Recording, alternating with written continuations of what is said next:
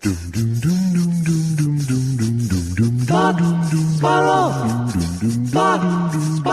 2 Jews, 2 mice, 2 hours, starting now. I love the parade. Let me take a picture of my screen. Come on, we'll do it. Weird. 150. Come on, 150th time's the charm. Weird. I have system preferences on my computer. Do I have system preferences in my car? Weird. Blue.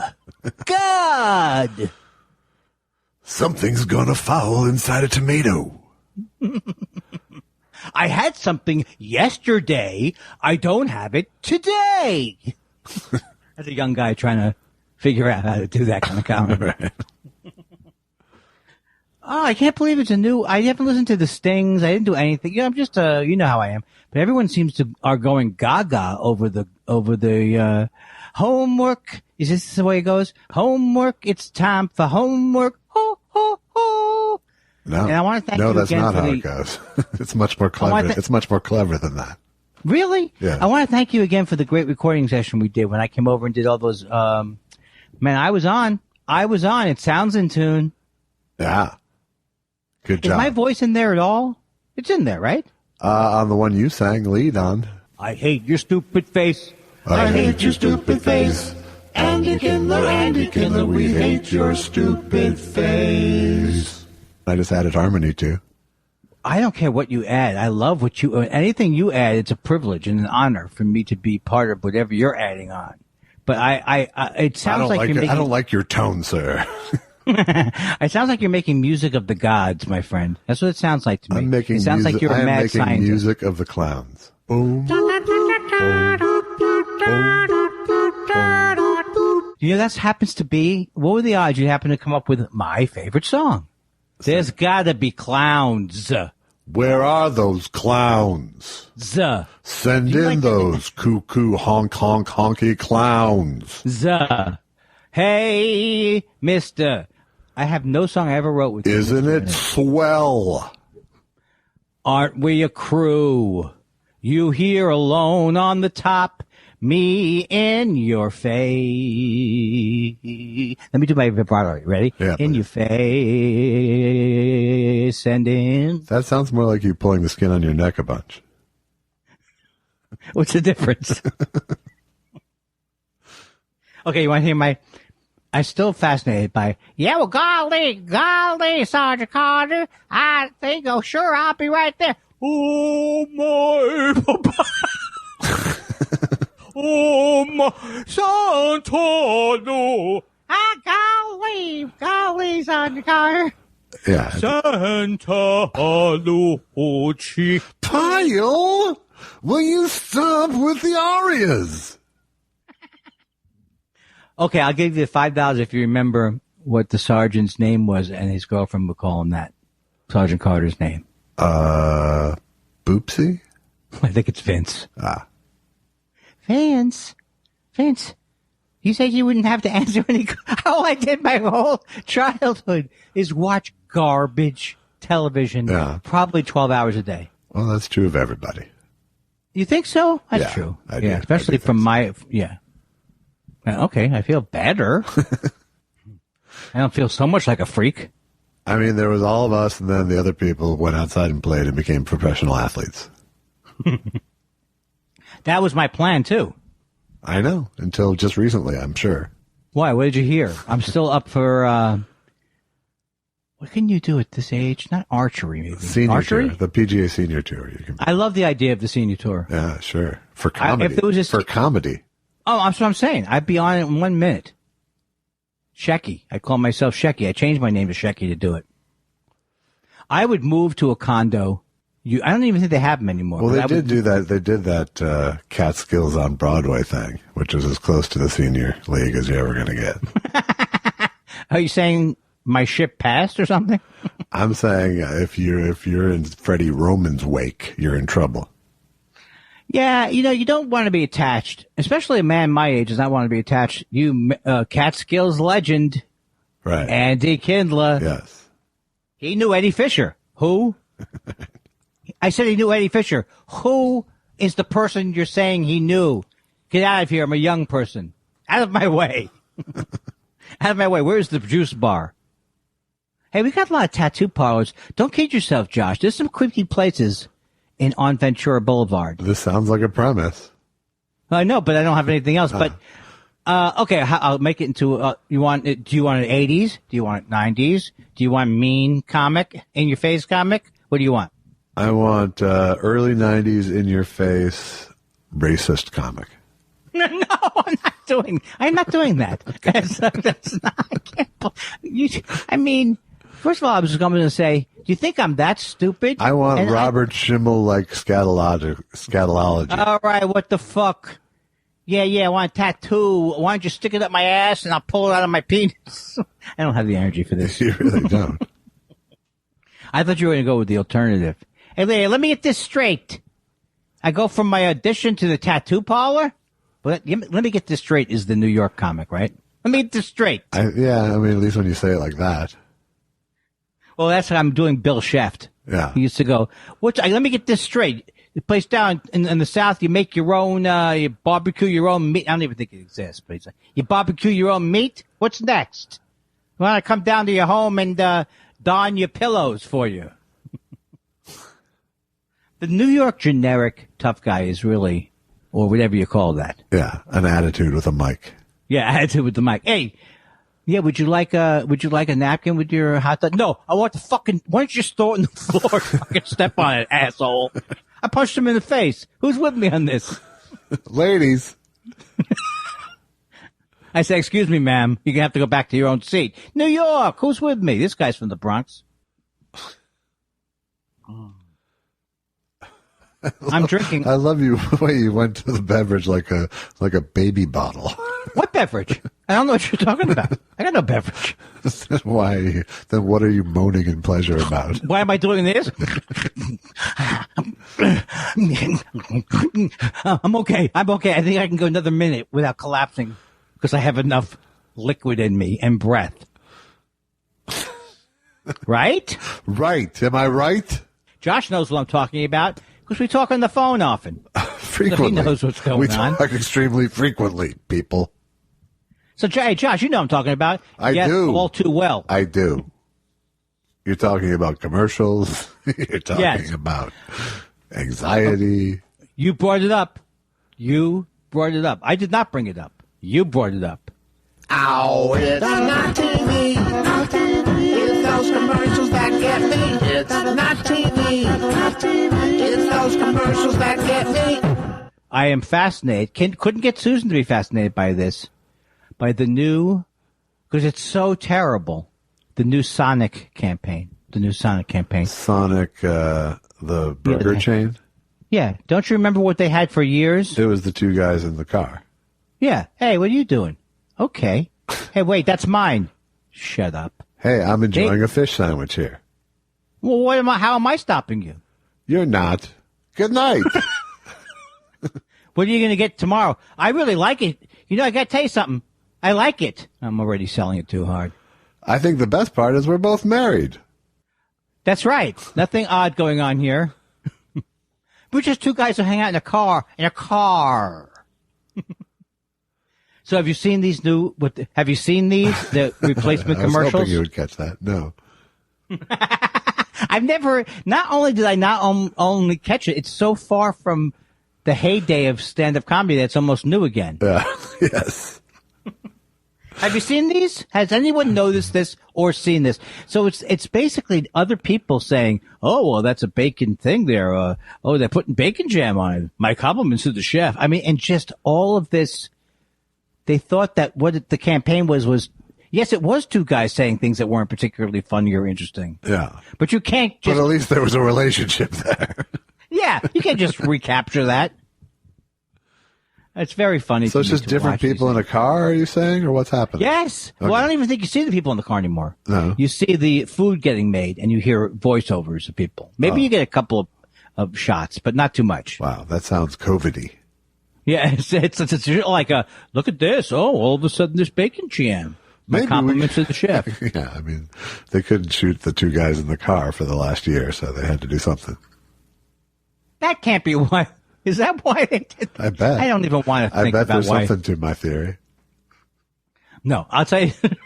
There could be something to your theory, and this would be sad, and I hope this isn't true, that they both got sick from COVID or something like that, and that's something I'm wishing on them, but they're young kids. Yeah, they'll bounce back.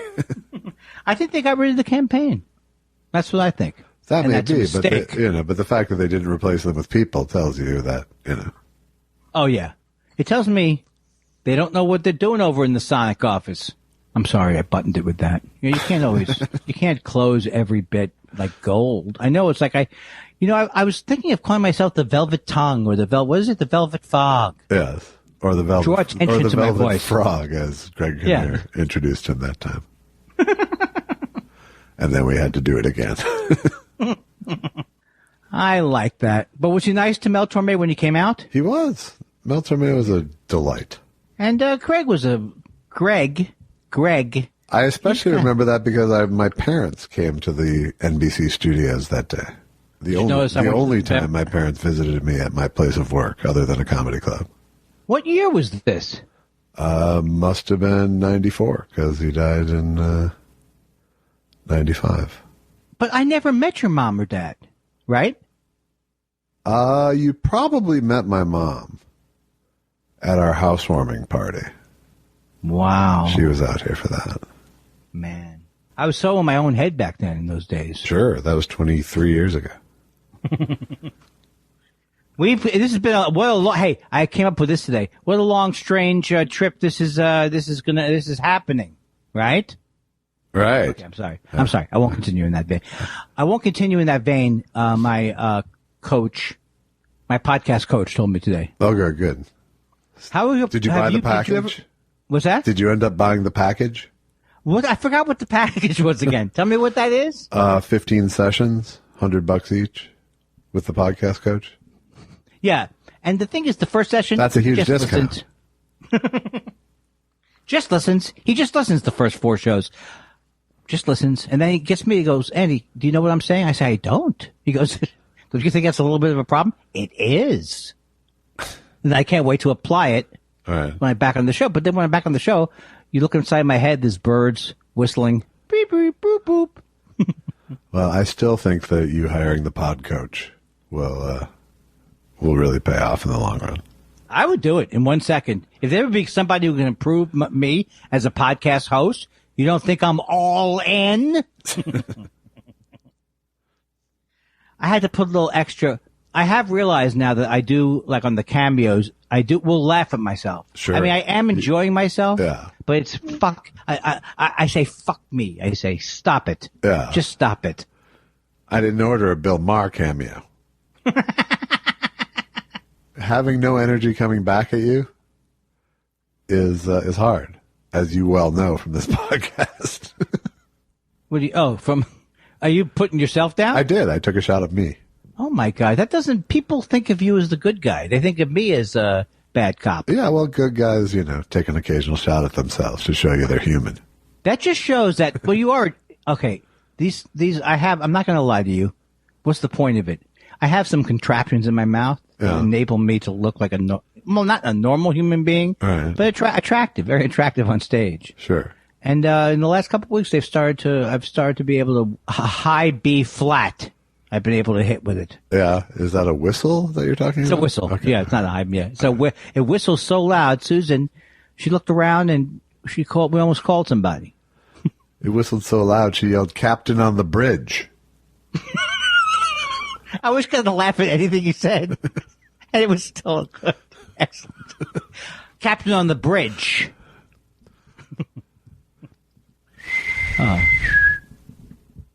Oh, you are really, if there hadn't been a Michael Winslow, do you ever think maybe you could have gone that route? No, I couldn't. Actually, when I was like 13 years old, I did a bunch of those with a friend, like impressions and noises at like an AZA talent show. What's AZA? It's like a Jewish youth group thing. Oh, okay. And someone's parent offered us a job doing sound effects on some kind of recorded thing. And so we did this fucked up audition tape and then never heard anything, as far as I recall. And never saved it for posterity? I don't think I did save it, no. I think we sent it in. Well, I don't even like to talk about my early failures. There's so many of them. I don't know what I was. Just take that out and put it in. You know what I'm saying? Substitute something with. They're that. just hard to sort from your later failures. Is that what you're saying? What? That's not. Just because I don't like me, that doesn't mean that you have to not like me. Do you know what I mean? I do know what you mean, but it's hard. Okay. It is hard because I'm so unpleasant. That's the problem. So, what was? I know there's a movie.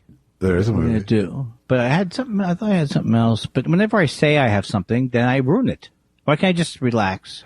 I don't know. I looked and they went, oh yes, Ricky Gervais and what do you think that Ricky Gervais and Sam Harris are doing their own podcast together? Like I saw you tweeting about that today. Yes. Yeah.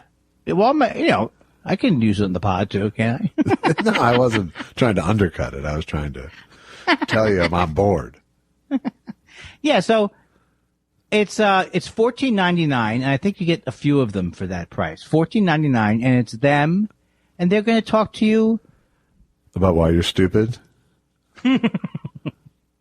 Well, Ricky claims. Well, what he says is he was a philosophy. He had a BA in philosophy. And they both have a background in science, which I do not know what Ricky's background in science is. But he does say listening to Thomas Dolby. He does say, which I think is odd, that Sam Harris has gotten further in the field than him. In what field? So Sam Harris is the genius of this operation, right? And this was fun for me today. This kind of thing makes me happy. Sure, I understand. No. I'm going to tell you. that was only the beginning of it. Was when a lady, I think it's a lady, she popped in and started to sarcastically, what's it called when you marinate someone or you scalpel him? You may be really doing a good job of taking him apart. So she says something like, well, with those two geniuses, blah, blah, blah. Ricky Gervais likes it, not realizing it's sarcastic, and then takes it away. So then when you go back, he took away the like. Because he realized he thought they were saying, well, if those two geniuses are doing stuff, sign me up. Right. That's what he thought. Right. And it was so much fun. It's so much fun to me to know that he hovers out there. So you've unblocked him? Oh, yeah. A long time ago, I unblocked him, and he didn't block me, so I figured, this is a wild ride. Sure. Everything old is new again. Well, I just think the fact that this is like your Catskills on Broadway. I just think there's a lot of pairings going on.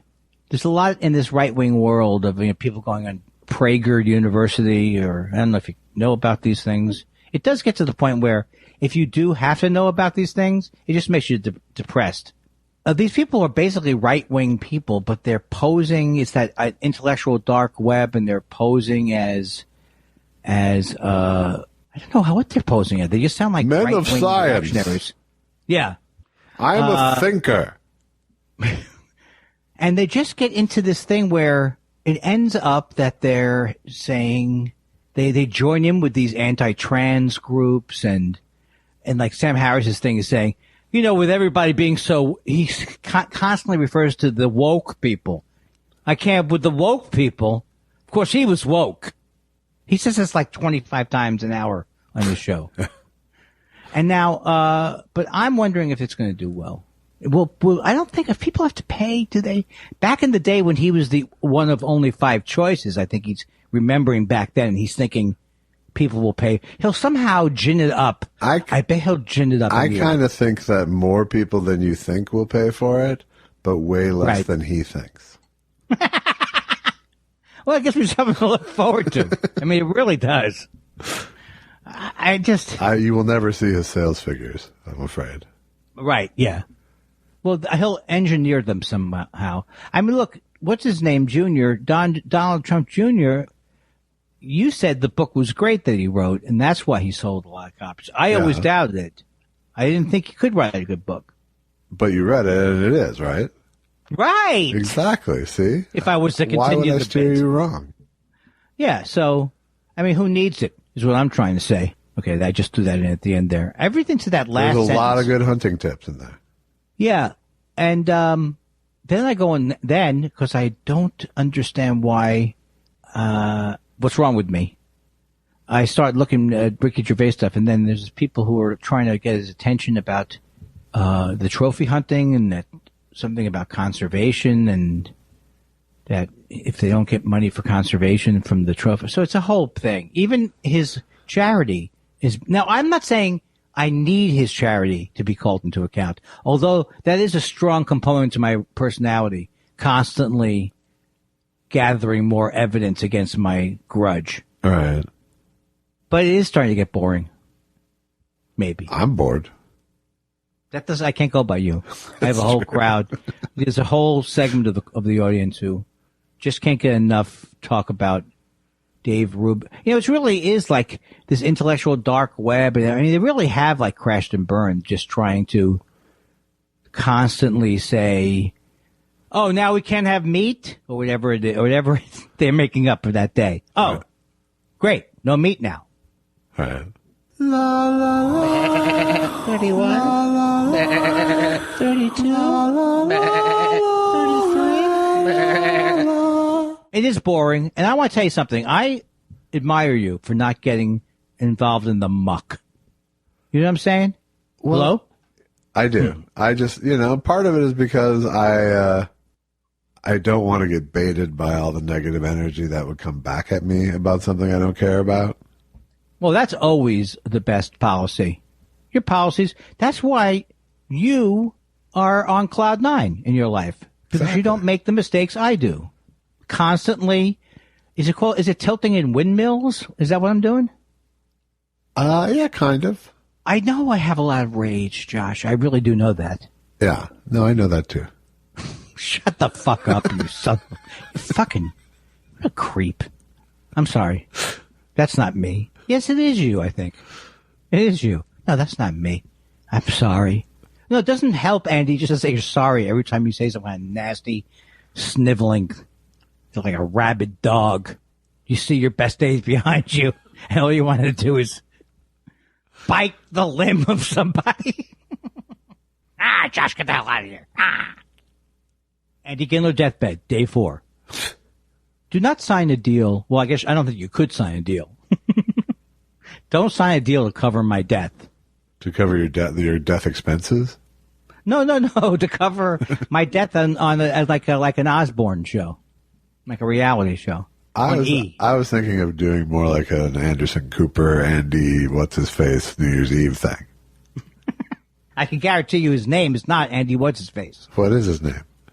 Cohn. If you weren't so anti-Semitic, you would be able to realize it. I'm not saying I'm out of material, but let's say this. I was never in material so far tonight. Haven't been in material, ladies and gentlemen. I can't tell if it's a new week. I know it's a new week. Yeah. But everything is, I have been walking around a lot, and I see people are starting to get out there. People are getting out. Yeah, it seems like people are getting out, sir. Yes. I went to downtown Burbank today. Are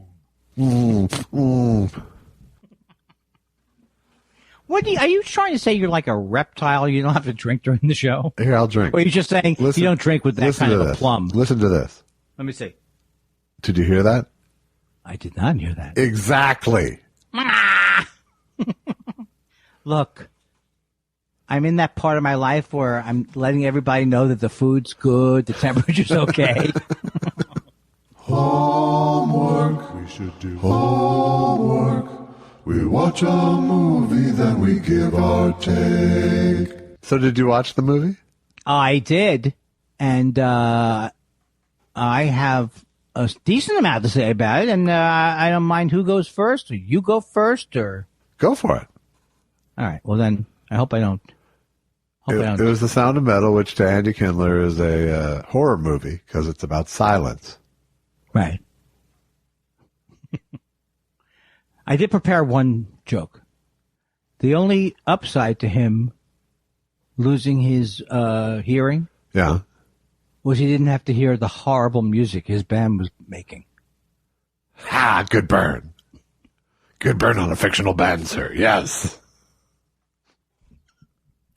So that would be my first review point, is the thing is, I don't really I don't know much about heavy metal music, and I don't think I needed to know. No, you didn't. You just needed to know it was fucking loud. Right, and but I didn't learn anything.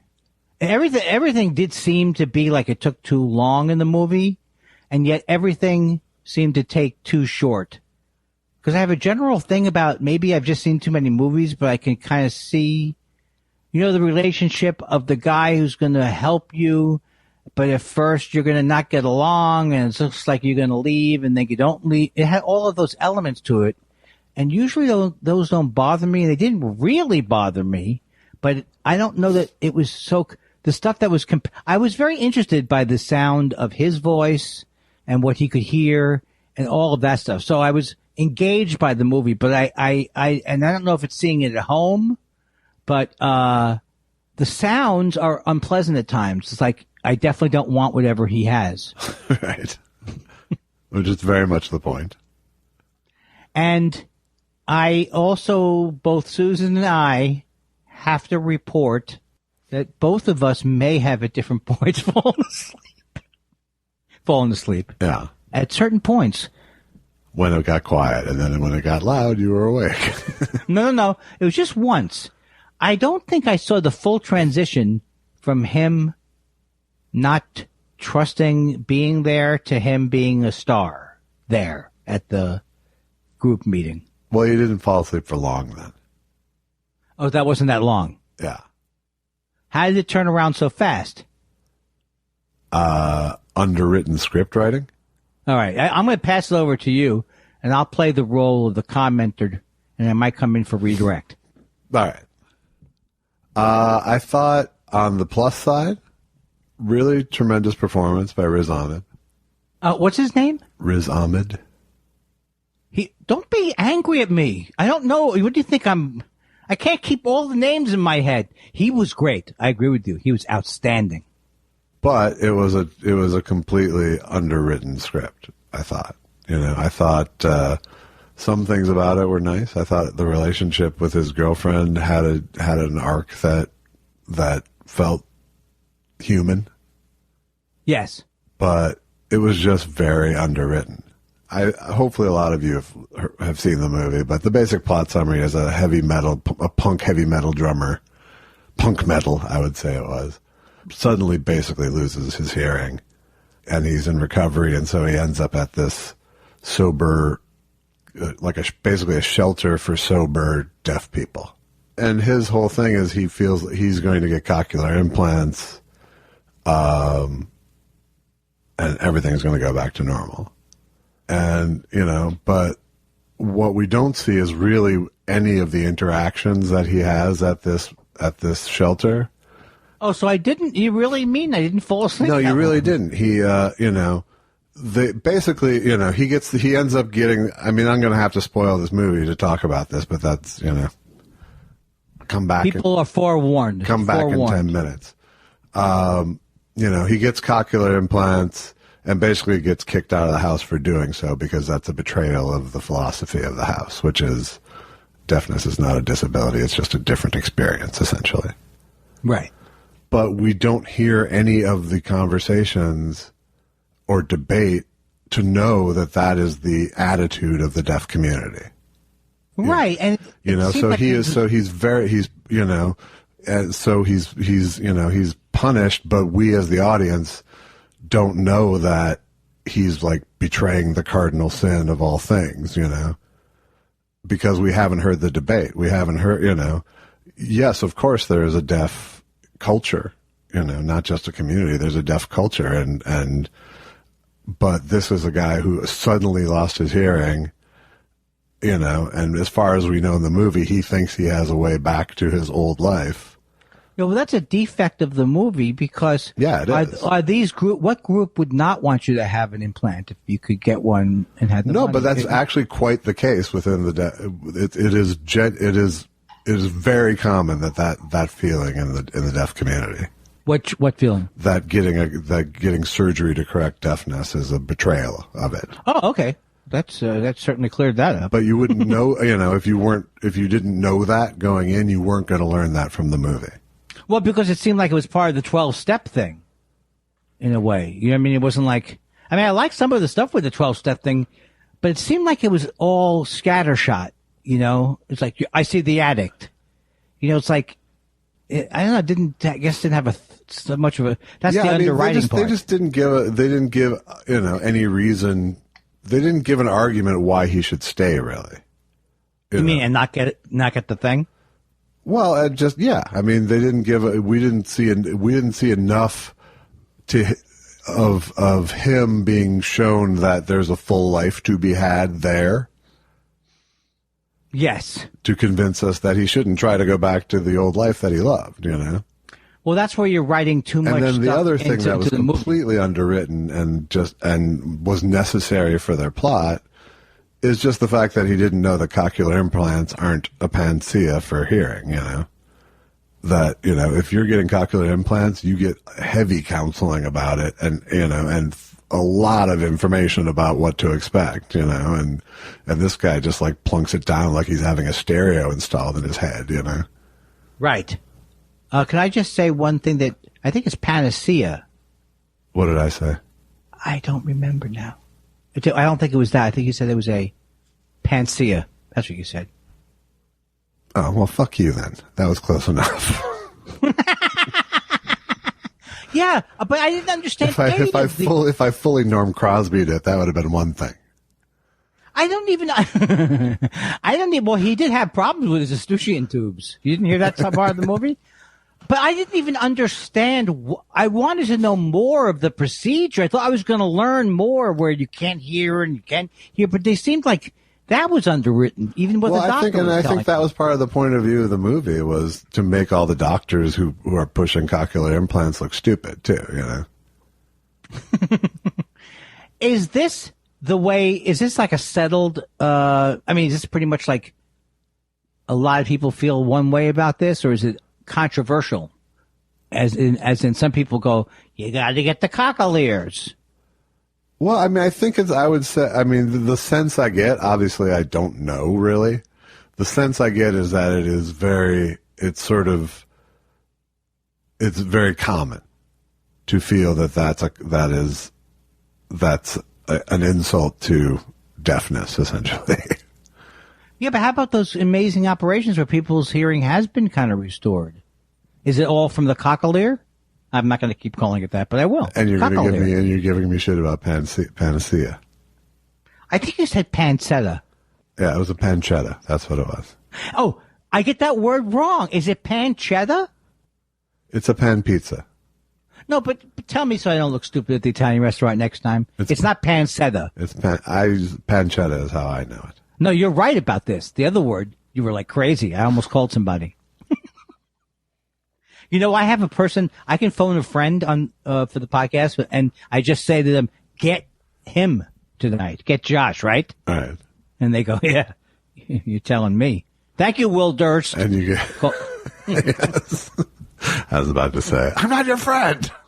That's so good. Oh, actual real life is very entertaining. Like whenever I see a picture of Ricky Gervais back when he was a singer. I'd like to phone a friend. Yeah, I bet you would. What's that? What is that an impression of? That was an impression of a really sarcastic person saying you're a loser. You don't have a friend. Boom, bing, boom, boom, boom, boom, boom, boom, bang. Shaboom. Bloop. And so, yes, I mean, I think you were still saying. I have about the movie. I have no idea. No, about the movie. That it just. But that was my feeling. Is there? You know, I thought the sound design was really interesting and cool, and you know that was the only insight the movie had to offer, really.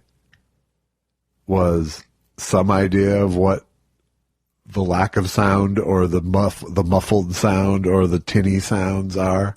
Yeah, that was great. I mean, it got you like scared, almost. Yeah, it's like you could see how disconcerting the whole thing would be. Yeah, I mean, it's a terrifying scenario. Do you know what he was talking about? The song at the end said something about green, and then the guy at the award show said something about green. No, do you know what the green means? No. Oh, I think it's the color of the world that you can't see. Huh. So what should we watch? Should we watch something next week? I think you said you wanted to watch My Octopus Teacher. Yes. Which I keep wanting to call My Octopus Cousin. That's unbelievable. Octopus means 8. Am I wrong about that? No, it means, octo means 8. Uh-huh. But what does it mean then? Is it 8? Does it have 8 tentacles? Yes. Well, I don't know. What do you think I have? I don't live in the ocean. I thought that's pretty much just like if you know one fact about an octopus. All I know is this. I'd like to be under the sea in an octopus's garden in the shade. I've never seen an octopus. I never saw Octopussy. Isn't that the name of a movie? It is, yeah. I haven't seen that. All right. Do you understand what I'm saying?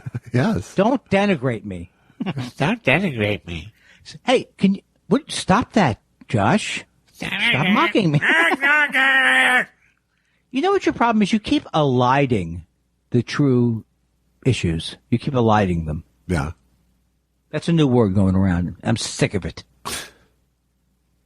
I have not come in contact with that word. It means to avoid, like to leave out. You lied, like you didn't tell somebody. I neglected to tell you. It's like omitting. Omitting, yes, when you apply for a job or some such thing. Like I elided Malcolm and Eddie. What did you do? Oh, man. Why? You're the one who brought the word up. I just used it in the sentence. But why would that? Oh, but was there a story I should know about Malcolm and Eddie that you elided? No, I elided it from my resume as you were using as an example. The credit. You elided. Okay, I blame you on that one because no, you can't. You can't. You're just stupid. I'm just kidding. No, I think it still could give you partial blame. No, partial blame. No, I don't want your partial blame. Huh? Stupid face, stupid face, stupid face. Yeah, that's my junk version of stupid face. Yeah. Stupid face, bum, bum, bum. Isn't that what it's called? Oh, well, there's this one. I hate your stupid face. I hate your stupid face. Andy Kindler, we hate your stupid face. Do you know, I must have listened to that McCartney album over and over and over again. Over and over again. Which one is that? Junk, with junk on it. Maybe I'm amazed at the hoop boop bangy bangaboo. Kareen Akror. See, I know there's a song called Kareen Akror. I bet you don't even know that. There's Mamunia. I don't remember that. I remember every picture on the back. He has this little kid in his coat. Yeah. I remember. I remember too. I mean, I don't remember because I wasn't born, but I do remember seeing I that. remember more things than you do. Like, I remember JFK being killed. You don't. I remember what I said 5 minutes ago. I remember things that you didn't experience, and also I'm going to die way before you. You win. Way before you. What do you think is funny about doing a fucking podcast with your grandfather? What is funny about that to you? I don't know. It's taken me 4 years to come to that conclusion, but no. 4 years? I was 60.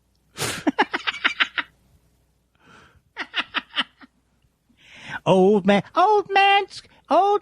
can't understand the code to hook up for the podcast. He keeps picking up the USB mic and the Steinberg 24RC. I love Neil Young. I mean, I love him as much as I've always loved him. And you're wrong for not. I was just trying to evaluate. I love him as much as I've always loved him, because that doesn't tell anyone anything. I know. I'm not good with words. I'm not a wordsmith. The only way to get a laugh on stage is by repeating over and over again. Hey, folks, I feel it was chilly tonight. That's not funny enough for you, sir? Chilly. Oh, sir, would it be funny if I'd eaten at Chili's? 3 hours later. Oh, you people want consistent laughs. Seventh Club, punchline. Oh, I started watching The Crown. Yeah. That's about a dental procedure, right? Yes. And it's a spin-off of Endanto about a Peruvian endontist. Endanto. Come on, folks. Here's what I'm going to say 5 years from now. Come on, folks. I'm exerting myself so hard. I'm out of breath trying to make you people laugh. I'm 70 years old, ladies and gentlemen. 70 years old. Oh, that is so terrible. That's going to be me. We're not going to have as big a listener base when it's old man 70. Now we're in the sweet spot. That's right. Of the demographic. We're considered hip. Demographic salad days. Yeah, now people are like, yeah, I want to be on that train. People are young and hip. I mean, if I'm not going to, I can't think of that handsome guy's name who's got a good sense of humor. God damn it, he was in the Crazy Stupid Love movie. Oh, no. Rollo May. No, not Rollo May. Hey, I can't remember the thing I didn't have the other week. It's a joie de vivre. It's was it Schadenfreude? Damn it. I believe it was Schadenfreude, yeah. It was. There's no N at the end, but yeah. Oh, all of a sudden. Well, Al Wiedersehen to you, sir. What am I on? What is he on? What is he on tonight? He smoked pot earlier in the day tonight. He also did an edible. He doubled up on the tincture. An edible and a smoke and an edible. Maybe that's not the best tune. No, but it is unbearable. Josh, you pulled it out of the fire again. Josh. Okay. You're not going to hang up on me, you son. I am going to hang up on you. No, you're not going to. I'll tell you what, I'm very sick. Yeah? Yes. The doctors have said that the test came back positive. For dick. For Jews. How could it be a positive test? Remember I told you I had that problem with my penis? Well, it's still the same mass it originally was. No, I think it was doctor. I think I'm a dick. Josh, I don't understand why you've created like this vast thing between us where you want to hang up. I'm into the show. Yeah. Can I read you anything else from my notes before we go? Sure, give it a shot. Okay. Story of Late Night? I didn't watch the Story of Late Night, did you? No. Because I know it. Oh. Well, you know what? You know what I'm really at the point of? I'm at the point of reading you some of my tweets. I don't think that's good. We already did your tweets. Okay, Josh, if you want to hang up, I thought we'd have to go at least an hour a night, though, don't we? Well. What's next?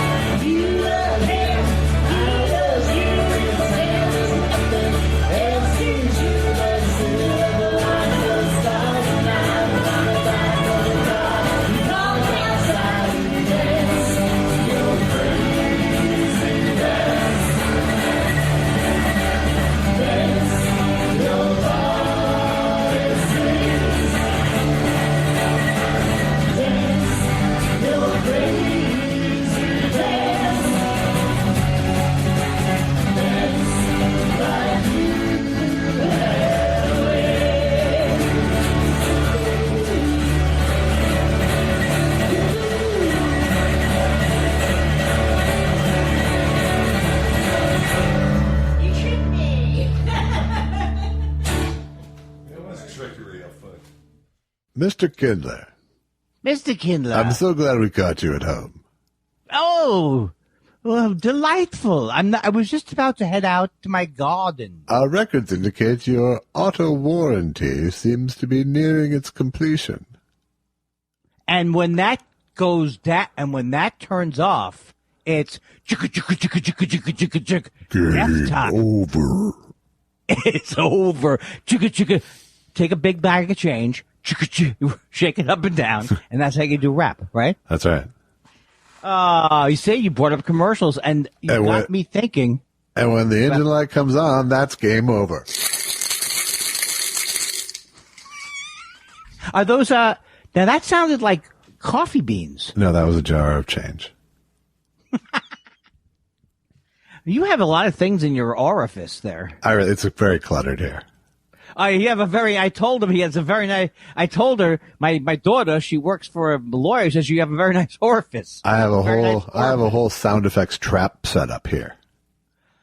I have the shoes on the hardwood. I have the tiny little door that opens and shuts. Are you talking about? Do you have any? You don't have any of those things. I have right? none of those things. Who has those? But things? I had a jar of change. Does anybody record sound with that? Old-timey radio people do, if they're trying to make a big show out of being old-timey radio people. It was a very windy night. And why did I say that? I think the guy on, the Garrison Keillor dude used a lot of those sort of things. Oh, excuse me, Virginia. This is Garrison Keillor calling? Oh, yes. Yes. I was wondering if you finished my old-timey stings or whatever I call them for my show today.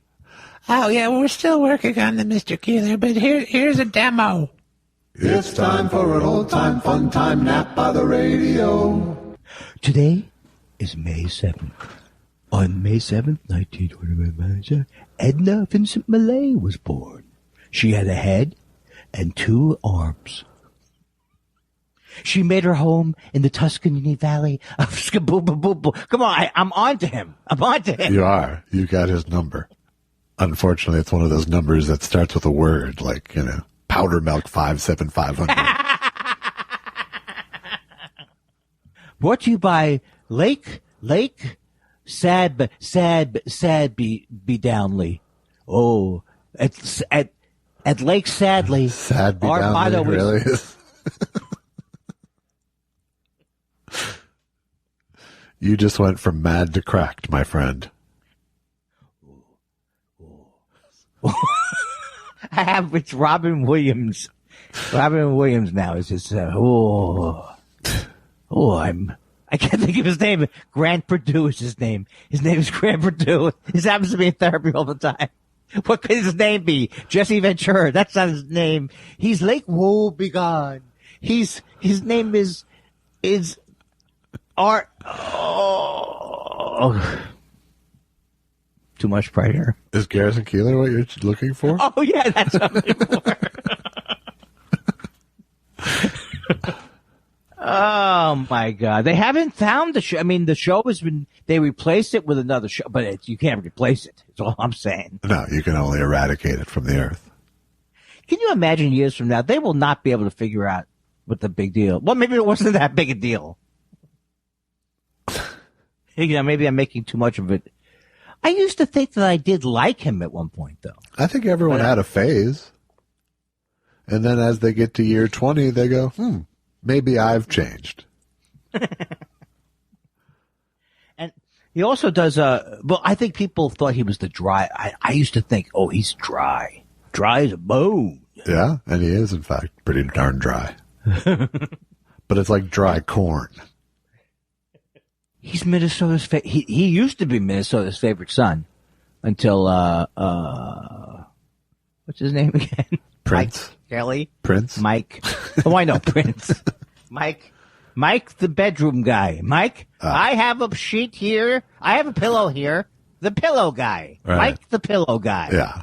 This is if they have dementia contests at the home. I think maybe they could combine it with something. Like dementia pie eating or something. Well, did you see it? So it's Did you see at the Academy Awards when they did a nice tour of my future home? Yes, I did. Oh, I was like, I wasn't so. How do I know if I get rejected from there? That's a bad day. You can't get in there, right? You can't get into that. Keep your dues up. I don't know. I don't know what gets you fast tracked into the motion picture home. If I went there, maybe you should do a motion. Oh, you did a motion picture now. It wasn't, it wasn't a home. That'll help on your resume. It certainly will, and I hope that I'll get people who are still alive to recommend me to go in there. I just love the idea. I want to be holding court. In other words, I think it's funny that you have to send your reel to get into the motion picture actor's home. Oh, yeah. Could you send us something more current? Right. The first couple of years there, I'd be trying to get in with the older guys. Oh, I loved that Bob. Oh, Robert Cummings, he was fantastic. I pretend to get mad at the younger guys who are 80. But in fact, the people who are entering now wrote different strokes. And now they're having them. You know how my friend Eddie... Excuse me. And now they're having them. I don't care. I'm going to tell my version of it. I don't give a fuck. Yours was funny. As it goes. Do you know how my friend got into that home? Different strokes.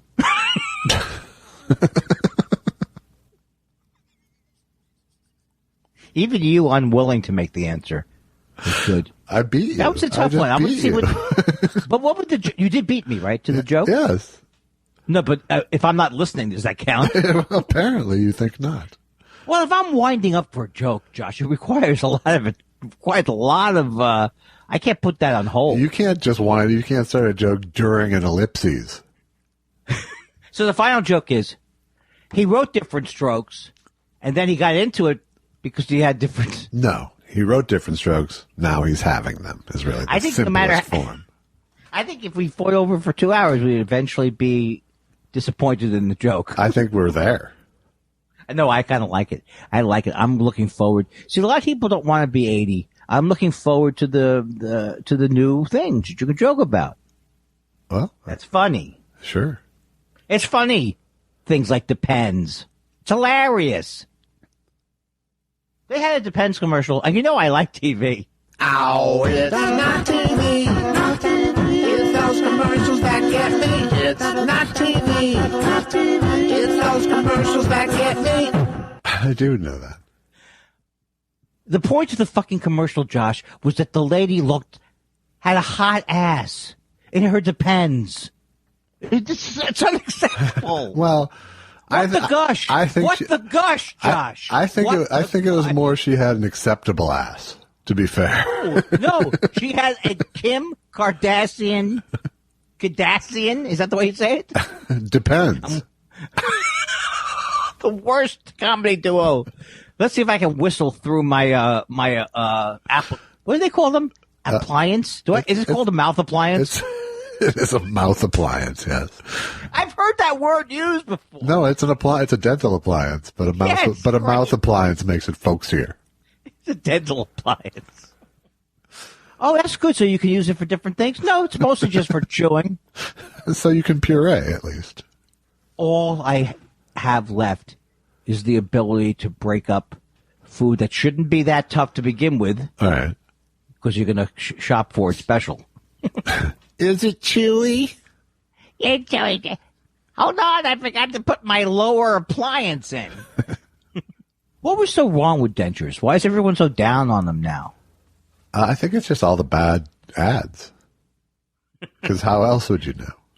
Well, then, so are you saying that sales of Depends are going to increase because the lady had a hot ass?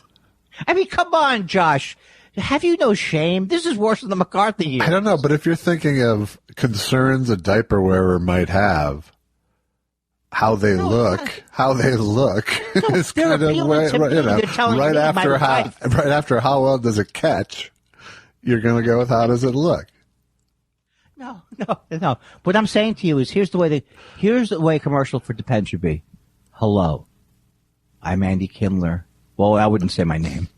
Hello, Here's what if you have to use this item, here's you can use it. This is a good example of one. All right. Now shut up and don't talk about it anymore. Hi, I'm Andy Kindler, shame injector.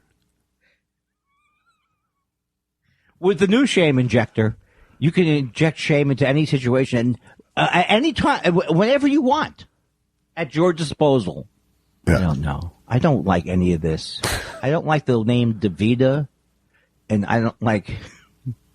Is that the name of the? What is that? They're every 5 blocks. The DeVita clinics. I don't know what you're talking about. Come on, where you pee into a thing. You Really? don't pee. Huh? Yes, you don't pee, but it's a machine that takes care of something for you. Come on. It's got a special name. You have to get the waste products out of your urine. And people go there and they hook up to it. How could you not know this? Dialysis? Is this what you're talking about?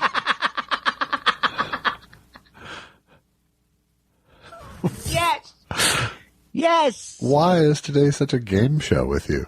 Manish Chano today is such a game show. You know why? Because I went to my dementia doctor yesterday for this joke. Yeah. And the doctor said it's happening faster than he had suspected. And I said, what has happened? Woo!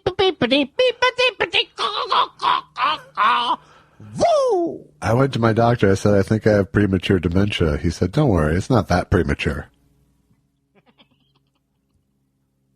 Your penis still works, he said to me, too. I said, I don't want, but that's what people don't want.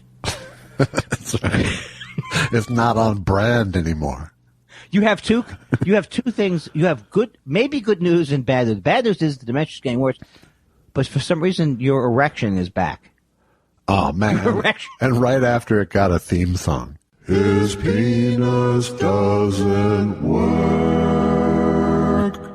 I hope you're happy that when I'm dying and I hear Droopy's voice in my head. Ugh. You've ruined everything. You didn't have to do it.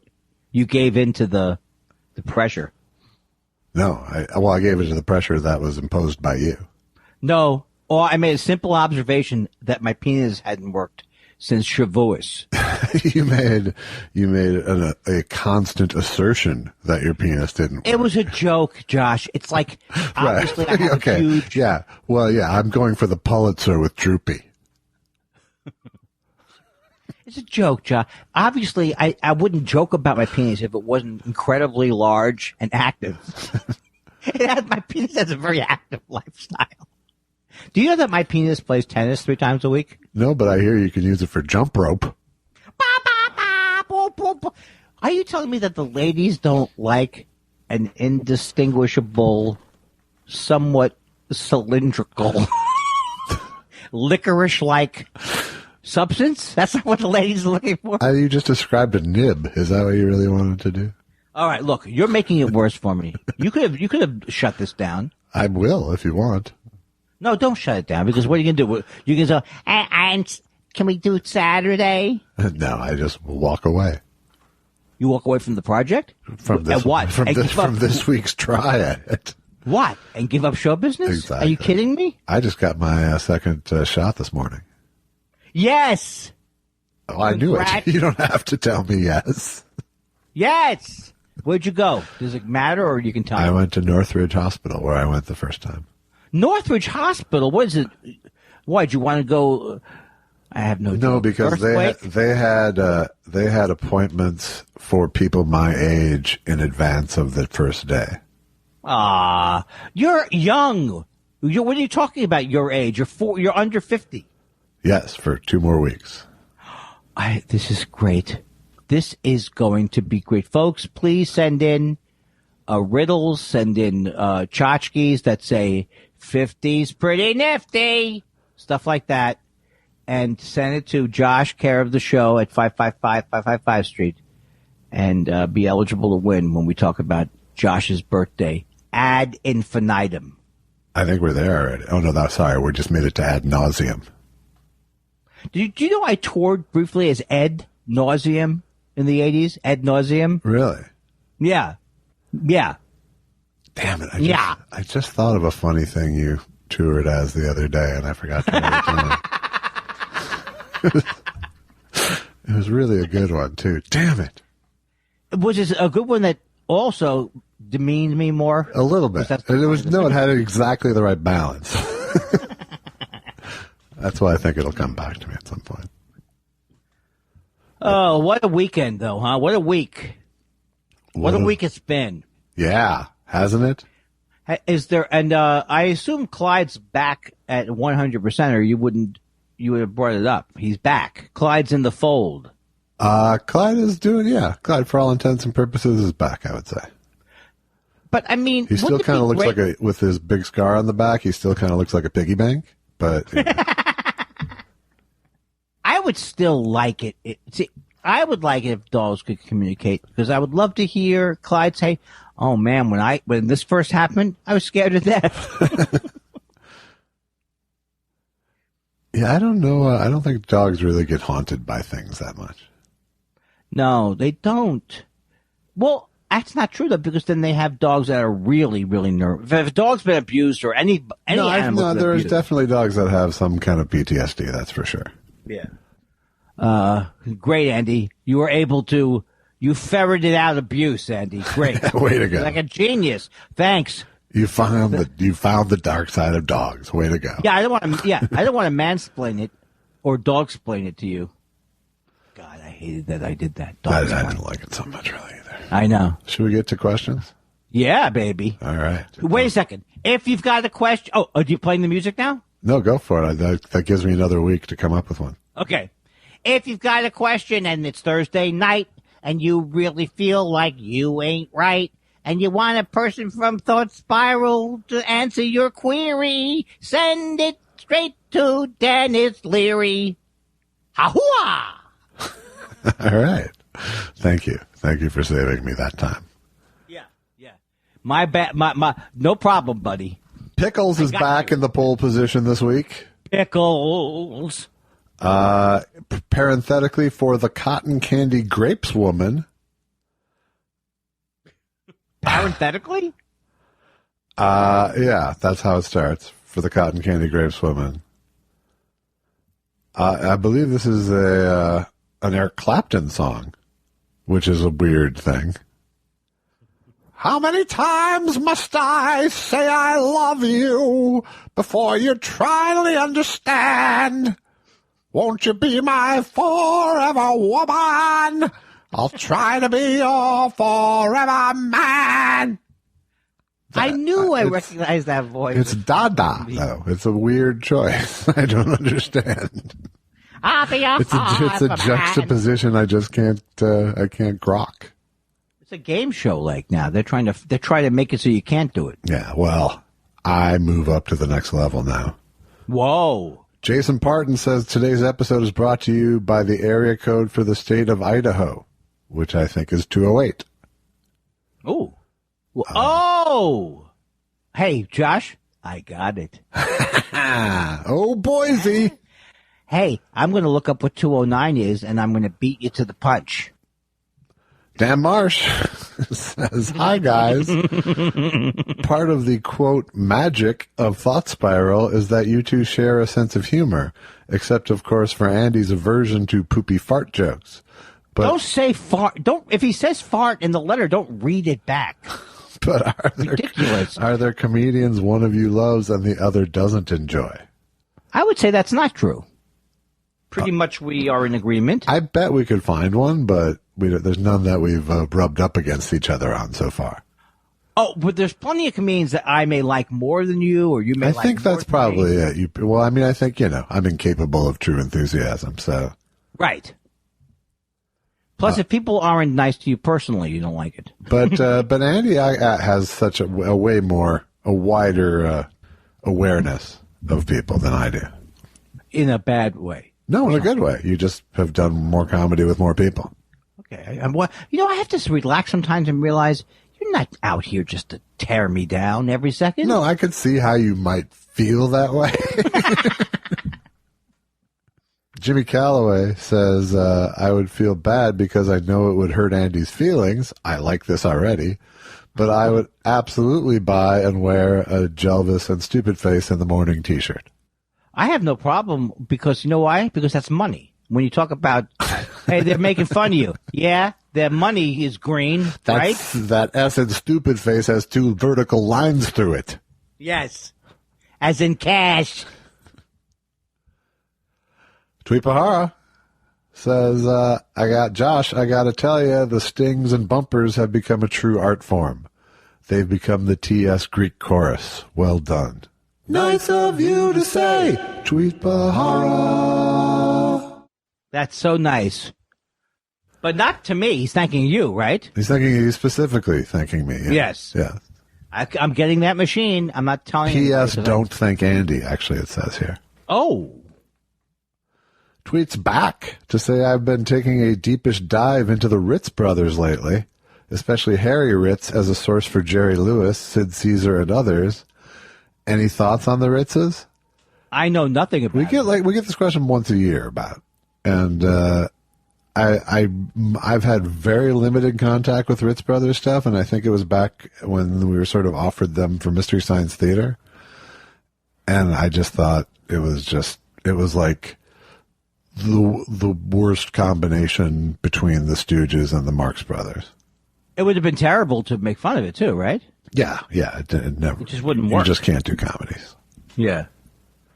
Wow. And they were popular somewhat. Yeah, I think they were sort of they were less popular than the Marx Brothers and the Stooges. And I think that but they obviously had their fan base. And what I'm hearing now is that Harry Ritz was the star. I was not aware of it. Is their last name Ritz, or are they putting on the Ritz? Boom, boom, boom, boom. I just realized that. They're the Ritz brothers, but they're not really Ritzy, right? Wrong? Right. Yeah, I don't think that was the point, but... But you do agree with me that Ralph Cramden is named that way because he's all crammed in. I don't agree with you, but I see how one could think that. I think that's the correct answer. I don't disagree with you. The only way I would be able to find out is if I could ask somebody involved with the show. Right. But then... Or do research. Sure. So probably, if that was true, someone probably said it out loud once. He's all crammed in. Seinfeld was named after the comic who created the show. Right. I think that one you nailed. Oh, I'm the dumb guy. Yes, sirree. It's not as easy as it looks. I'm the dumb guy. Yes, sirree. And I can rhyme with any word you provide. Yes, sirree. I even give myself yes, sirree because it's easy to rhyme with it. Because it rhymes so well with no sirree. Yes, sirree. I'm that guy. No, sirree.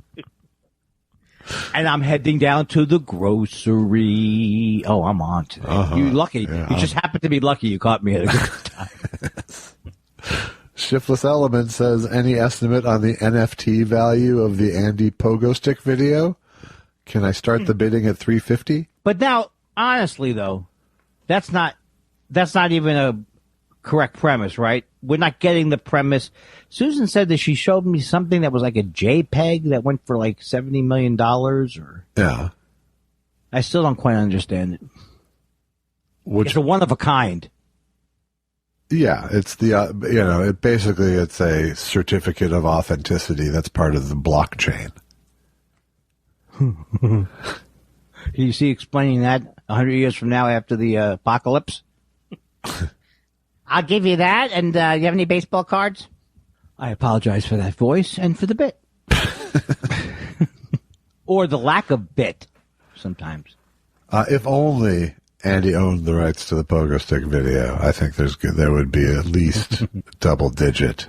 Oh, and do you think I would be the first, if it took off, I'd be the first guy to be at every goddamn, Pogo Stick convention. Sure. With a booth where people could look at it 24/7. Yeah. It was pretty good. Hey, Andy, how's the Pogo Stick business? Please be right when you say this. It's up and down? There you go. Good enough. It has its ups and downs, what we were going for, but sure. I almost didn't figure it out because of the nervousness. That's part of the test at the motion picture home is you have to pass that one. No, I should get in if I'm not quick. Because it's sad. Oh, you're too funny to be, Oh, you're still good. You probably can just get by on gigs. You don't need this. That's right. Mr. Kindler, how's the booger stick business? It's just a hobby. No, sir. Dad. Oh, it's Dad. It's Dad. It's ups and downs, Dad. Oh, son, look. I'm still your father, even though... Who are you? I'm Josh. I'm still your father. And that's the main thing. Eastside76 says Andy should arrange the release of all his stand-up specials posthumously from his Oig vault. Am I allowed to say this? I'm not of the Jewish. I know. He's our official. He's the official. And by the way, saying he's the official Mexican in the show, I don't even buy that he listens consistently. You know what I mean? No, I do. I think he's. No, I buy that. I think he's bought in enough. Cavalt is excellent. Excellent. I'd like to buy the Oi Cavalt. No, that was it. That was the trigger I needed for my I toured as joke. It was? Yes. I traveled as Al Takaker.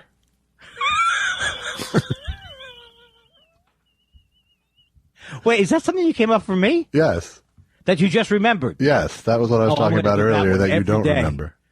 I'm doing it every day. Okay. For the rest of my life. Please. Ladies and gentlemen, I toured as Al Takaker on my Mad Dogs and Englishmen It took tour. the Mexican to help me remember my Yiddish joke, so thank you, Isai. And I say to the Mexican man, is the black guy laughing? I'm not going to remember Al Takaker. You can remember. I have no paper. This is the day I brought no paper with me. Oh, I can make a note on this. God. Oh, my apple is... I have something that arrived. Very excited. Oh, Does it involve computers or fruit? I hope I didn't tip it. My apple's here. It's a Honey Crisp. Every year at this time, I order a Honey Crisp. No, I'm getting a new Mac Air. Oh, nice. How old is your computer? It's very old because I've kept it because it has lots of ports on it still. Right. But mine is getting hard. I can't even go to Big Sur. In my mind, I can't even put it on. Right. I can't get. All right, Al. I can't get north of Morro Bay. 2.0, 12.5. That's me sweating at some kind of a Silicon Valley corporate gig. Oh. Dana Schwartz, haven't heard from Dana in a while, says May 11th, 2017, test show number 1 debuts. What a day that was. Mathematically, test show 209 should be closest, but who's counting?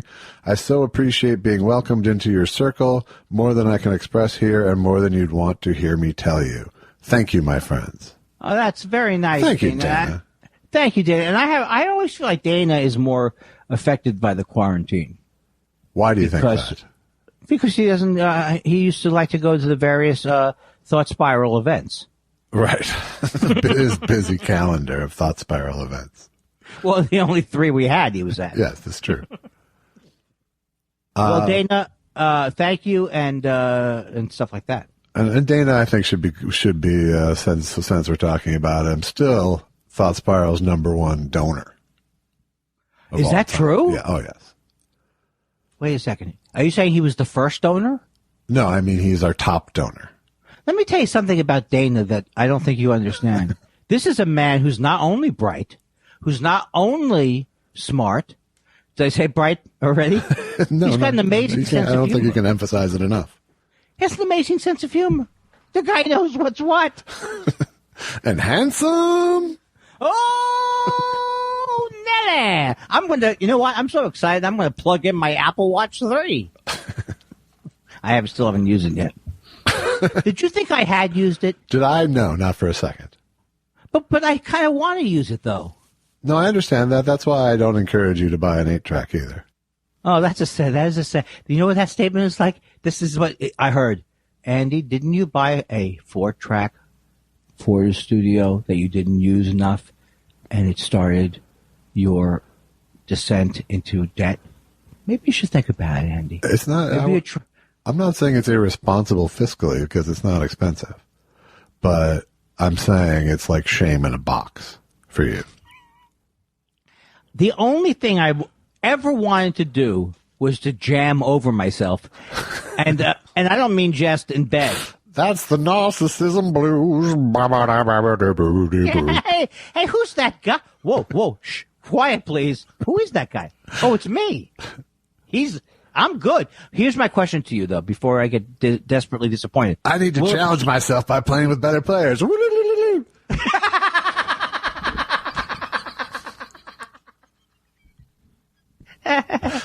Is it not? It's easy to use, though. That it has to be easier than GarageBand, even to use. It is easier than GarageBand. I kept running into all these hurdles with my ADD when it came to online recording, and I can do it, but it's a fucking drag when I can just like go click, click, click, click, click with physical things.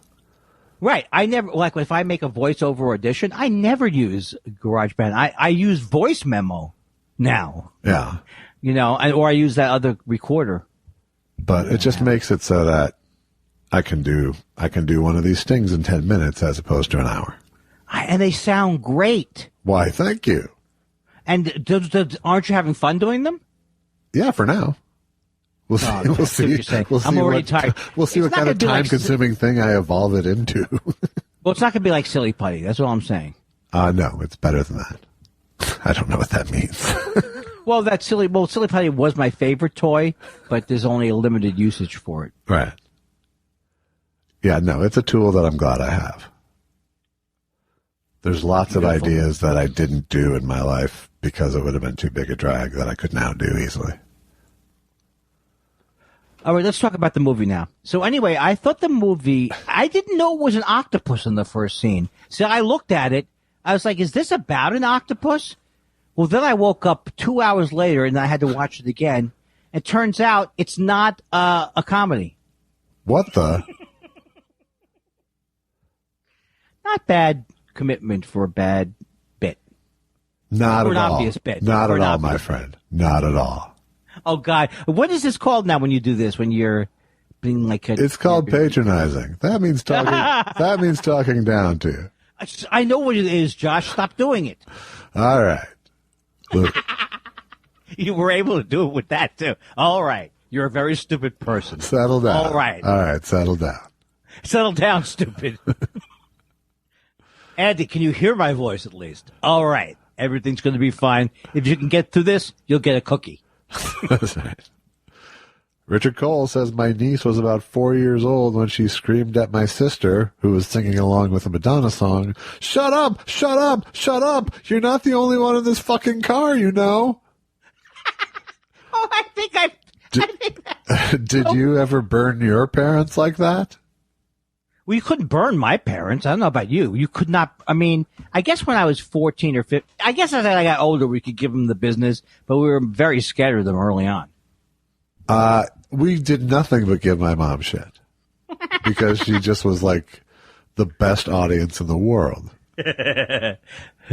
You could make my mom have to run upstairs because she had to pee. She was laughing so hard. And that was like the ultimate, that was like a standing ovation. I've never been a huge fan of I'm not a huge, I mean, I had the whole thing with Garland, but I'm not a huge fan. I mean, I think he's funny, but the thing he does about phony phone calls to his mother are really hilarious.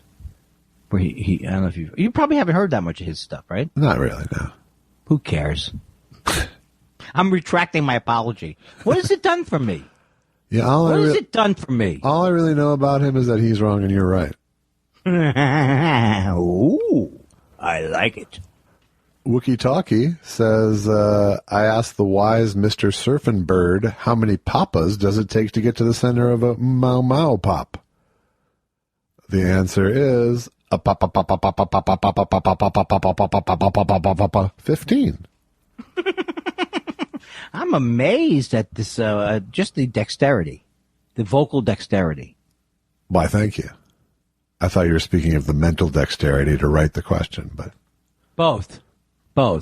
And have I mentioned that Dana is the type of person who we need on this show? That's right. He's an example for a lot of people, I think. Yes.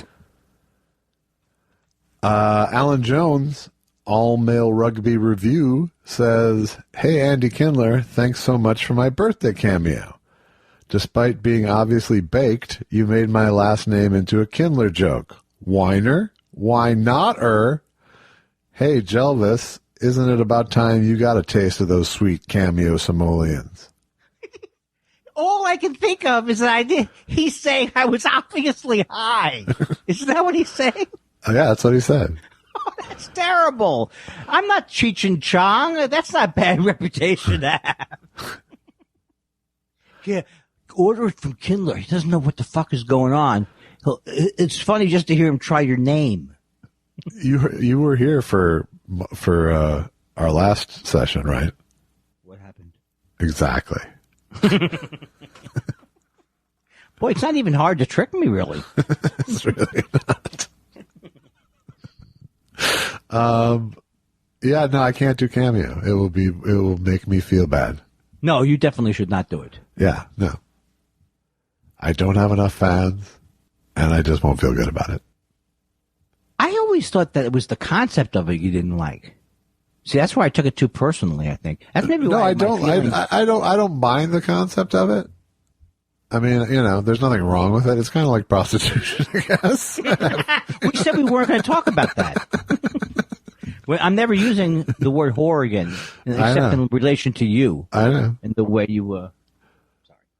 But no, I think obviously it makes enough people happy on both sides of the equation that there's nothing wrong with it. It's just I was sort of reacting more to the sales tactics. Yeah, I know. But can you do a little endorsement for me? If you want a birthday wish from someone, quote, obviously baked, unquote. It's so great. Your man is the Kindler. It's just like this. What he's saying is that, like, I'm funny, like when you get your cat high. Got $35 and you can't find a good eighth of weed? How about a cameo? Oh, that's the bad. You don't want to put me up against weed. No. I would never buy a cameo if I thought about it that way. All right. Oh, also, I haven't bought a cameo. So what am I saying? I think that's actually, honestly, that would be a super good burn. What was that? Like if you asked certain comedians for a cameo. That would be good. That would be good. Yes. Just make me laugh, Dane Cook. Just whatever you want to do. Yeah, the passive aggression of it, I think, really I like it. I like it a lot. That's really good. But they could be expensive, though, the ones that I want to. Yeah, well, you have to decide how much a joke is worth. Can't they turn it down, though? I have to go. They can, and some probably would, and some would probably, prefer to shake you down for the discomfort. QMox says that picture of the Bidens and Carters reminded me of something, and then there's a picture of us on the red carpet, and you looking like my ventriloquist dummy. The Bidens. Oh, that's the. Oh, yeah. I thought it was a sweet picture. It was, except it was fucking bizarre. I didn't think of it as bizarre because they were so far, and it was just weird. I didn't think of it as bizarre because I don't want to feel angry towards them. Yeah, I don't see how the two really cross over. What, the anger or the... Yeah, I wasn't mad at them for looking fucking weird in a deep... Well, that's different between me and you. That's between me and you. Your opinions don't cause you to reject either yourself or the person you're talking about, ultimately. The Carters are... He killed people with drones. Hey, Andy, I bought you a birthday present. The color gray. I don't know. Everything I have is black and white, Josh. I don't know if it's going to fit. I'm very bold over here. It's going to be black or white. I got you a gift receipt. That's the way you end scene? That's it, because I want to move on. I know. I don't blame you. I don't blame you for anything. Put a period on it, because we ain't going to get an exclamation point. Sous vide? I like all of those. Stick a thing in it, and it's this. Right. Sous vide says, sometimes I think some of us are trying too hard. What do you think? Me? I stopped trying after the success of Situation Improved. This is a good point. Sous vide does come off most like James Bond or a spy or someone very debonair. He doesn't need it. Right. As much as some others do. Exactly. He's not the needy one. That's fake praise. We damned him with faint praise. I think we did. Dan Wade says NPR turned 50 this week. Any favorite public radio programs, past or present? Dr. Science? Capital Steps? Well, we've already, I think, described our Lake Wobegon feelings, but I have, for me, I associate Morning Edition with my father very strongly. Oh, cool. Cool.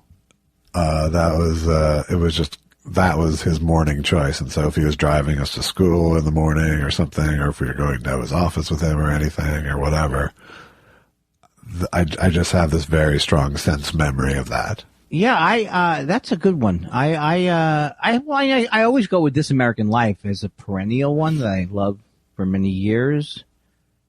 I've always listened to NPR because for a long time it was the only thing you could listen to in the car. Yeah. If you didn't want music. Yeah, no, I still listen. Yeah. I'm a sucker. I mean, I don't listen to Marketplace at home. Right. Not a big Kai Ryssdal fan? This is a true story, but it's not funny, so don't say it. For like 3 weeks, I was like, hey, man, Kai Ryssdal. And I said to somebody who knew him or something, I said, yeah, he seems like he's kind of cool. He goes, you think he's cool? He like takes his shoes and socks off in interviews. There's nothing cool about it. It's like a familiarity that's, hey, yeah, I'm Kai. Hang 5 or something like that. So now I can't. Then I was off of him after that. Plus the show's boring. Yeah, the show's a little boring, but I don't think it's fair to judge a radio personality by what they're doing when they're broadcasting. Or how about basing it on hearsay, complete hearsay? Well, that's different. But I just mean, whatever it takes to get to your zone, it was working. It is kind of a sad brain that I have. I liked him until I found out that he liked coconut, and then I don't like that. Right. I liked him until someone swayed me easily. And now I'm in Scientology. Not bad. And I do remember Mr. Science. Wasn't it Mr. Science, not Dr. Science? Because he had a master's degree in science. I think it was. Yeah. I don't remember him though. I remember that was a Duck's Breath Mystery Theater thing. What does that mean? That was the San Francisco comedy troupe that Jim Turner was a part of, and from which Randy of the Redwoods came and stuff. I didn't know Jim Turner. And who's Randy of the Redwoods? That's one of his characters? That was one of his characters that was like a recurring MTV presence for a few years. He's a very eccentric, interesting guy, that guy. He is indeed. In fact, I always enjoy him. Since we're being tangential, he sent us someone's magazine that he wanted us to look at. Literally, he sent us each a copy of this, and I'm opening it up now. Oh, I couldn't tell. What? Where did that anger come from? Called Popular Pandemics. So we'll look at these, but there's a cover letter here, which I didn't know there was going to be a cover letter. Is this something he made up? No, it's something a friend of his did that he's helping. I'm sending you issues because A, I think you will really like it, and B, if there's any way you might help in any small or large way to get the word about this wonderful work of deranged folk art, it would be great. And it is very cool already. It's a very true to 1950s popular mechanics aesthetic. That's cool. Satire going on. So it's almost like a Chris Ware type. Oh, we talked about that. Yeah, go to popularpandemics.com. There. Now we have fulfilled our duty to Jim Turner. I just want to say that I think that it's based on the name Popular Mechanics. Okay. Thank you, Fargo, North Dakota. That was a trick. You know what it was really based on? The only other famous mechanic. Come on. Bum, bum, bum, bum, bum, bum. 80s rock group. Boo, boo, boo. Bink, bank, boonk, boonk, boonk. 80s rock group with Mike in it. boom, boom, boom, boom, boom, boom, boom, bang. What's the genesis of this question? Mike and the Mechanics. Ah. During that whole time, you're like, this guy is really, he's really getting more fucked up. No, did you get my question? No. What's the genesis of this question? Oh, my God. I can't get the simple. First of all, I should know that you're not going to ask me a question like that if there's no joke behind it. Right. And yet I still couldn't get it. What a sad, sad man. It's not because I'm stupid, though. It's narcissism. No, it's narcissism. No. Well, that's true. Yeah, I guess so. That I can't come up with a no for. No, it's true. I was just telling myself the other night, you really need to stop thinking of. Carrie Whedon says, what do you think are the odds of some movie or TV show soundtrack inadvertently causing a Boz Scaggs revival? I like Boz Scaggs, so I'd be all for it. What is the biggest Boz Scaggs hit? The dirty, dirty, dirty, dirty low down. Okay. That would? I don't know. I'm not quizzing you. I'm asking you. Oh, well. Come on. Now, do I have to look them up? I just can't name a Boz Scaggs song off the top of my head. Oh, come on. I've always known the name Boz Scaggs. Are you kidding me? And I've seen Boz Scaggs, on TV and stuff in a video form, I'm sure. But yeah, but you know who he is. I know basically, but I'm it's more of a hole, I would say, than it is an opinion I have. At least I got the right one. It's the lowdown from Silk Degrees. You got the whole thing this, you got the whole thing that, you got the whole thing like this, and then you went the other way like that.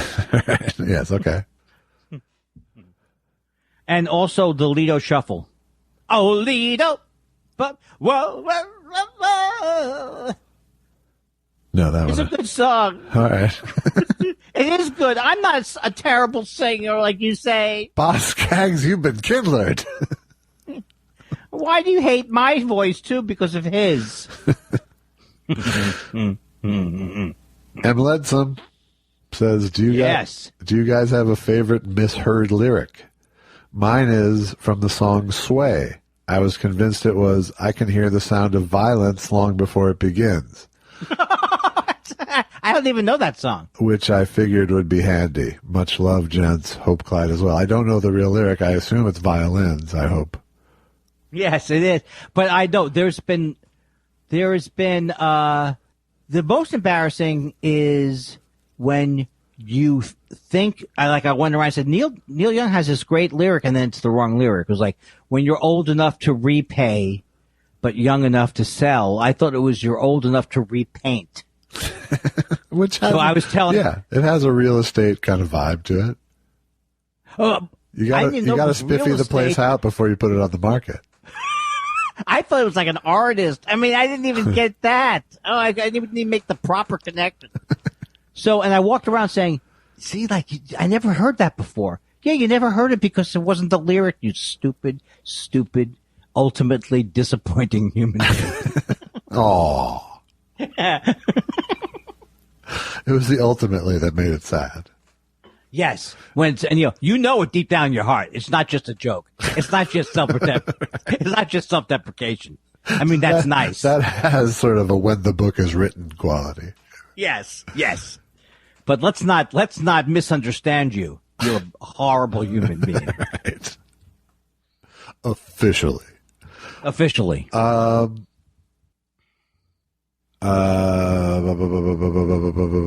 forgot. Oh, my mom. I like that song.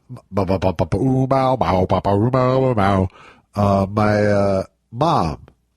would mishear lyrics, and the only one I can think of is "Big Old Jet Had a Light On" for big old jet airliner.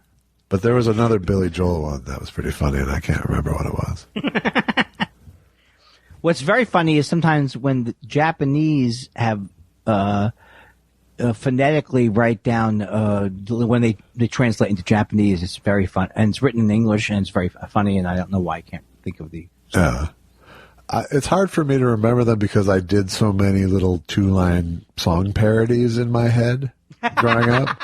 Yeah, so that's how you heard it anyway. Right, exactly. Like I knew what the line is, but I changed it anyway. Seth Dick III says Mama Dick III is vaxxed and ready to go out and about. She's making noise about going to Burning Man. Guys, I certainly don't want to go, and I don't want to think she should go by herself. This would be her first BM. Any ideas? Safe for her to make the trip solo?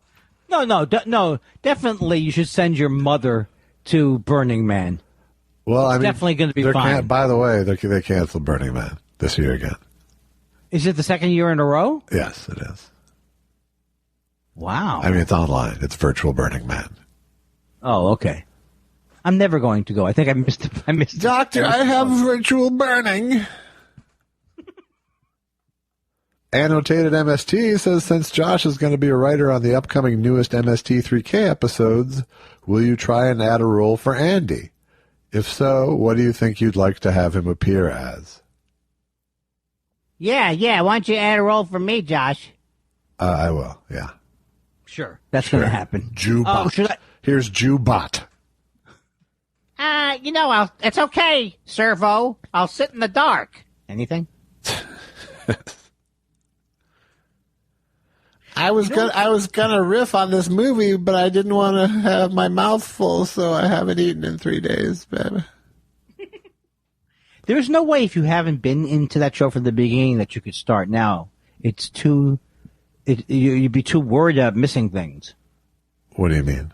Like you had to have gotten in.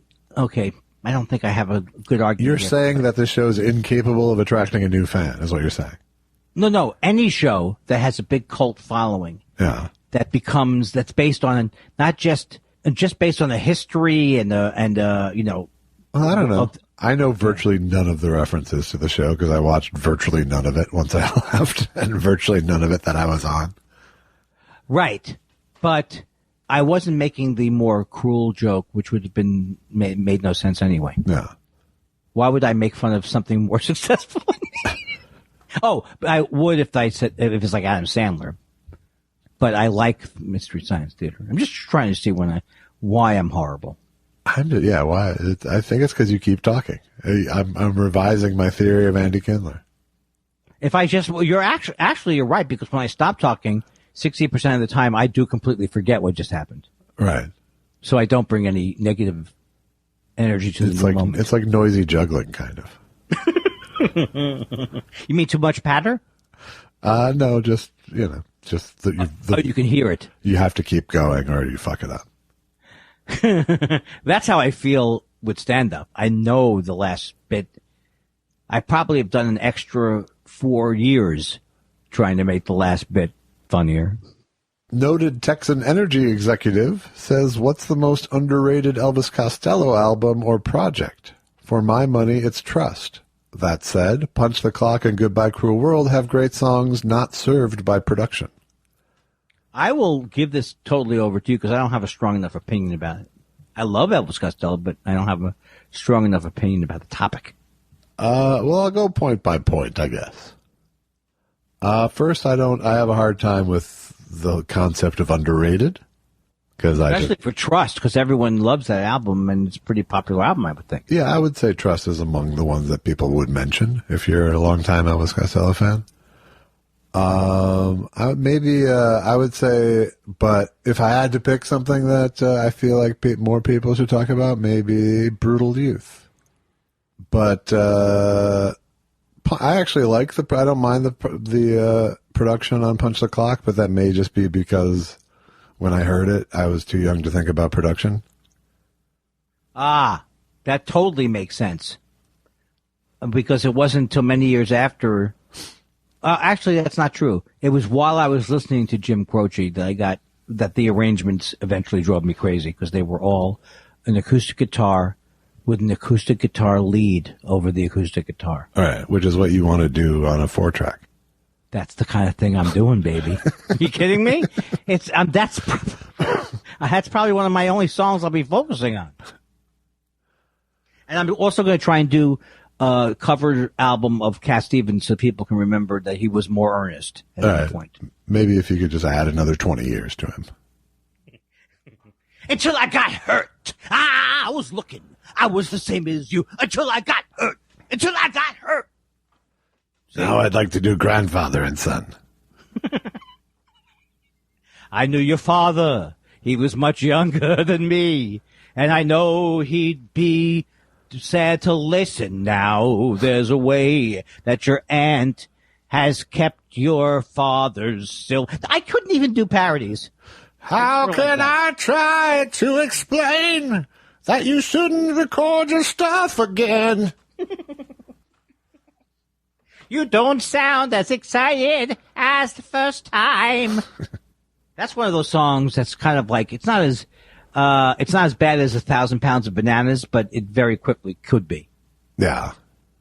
It's a good summer camp song.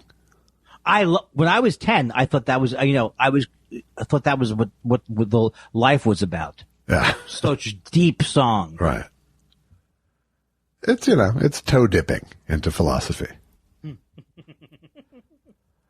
Mike Parrish says, hey, Josh, do Lucky or Clyde have any behavioral quirks that you really can't explain? My dog Cornbread will run out of the room and hide under a bed after I sneeze. But I can run a vacuum cleaner right up to his nose and he won't bat an eye. Oh, yeah. I mean, I don't know if my dogs have any normal traits. But here's an odd little thing is Lucky loves playing fetch. You throw the ball, she'll catch it. She can even catch a pretty fast thrown tennis ball in her mouth. But if you were to throw her a treat or any kind of food, it would hit her in the face. Whereas Clyde has no interest whatsoever in the tennis ball. None. But he's extremely skilled at snatching a treat from the air.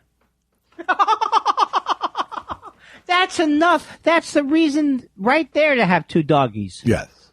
And that's just one of the many canine follies going on here at the Weinstein Zoo. Hey, hey, Josh, have you ever thought about our four-legged friends? I think of them as one eight-legged friend. That's perfect. That's a cat, Andy. Oh, sorry. I forgot that we were. No, I didn't forget. I was just lazy.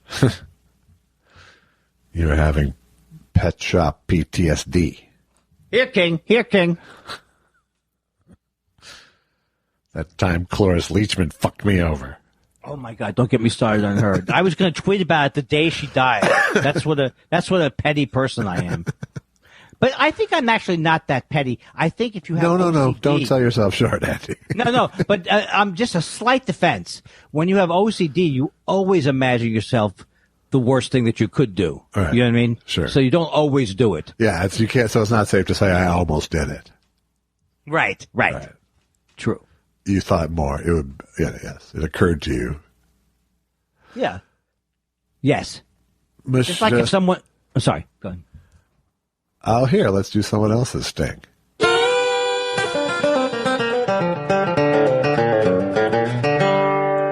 Michelle, Wise Carver.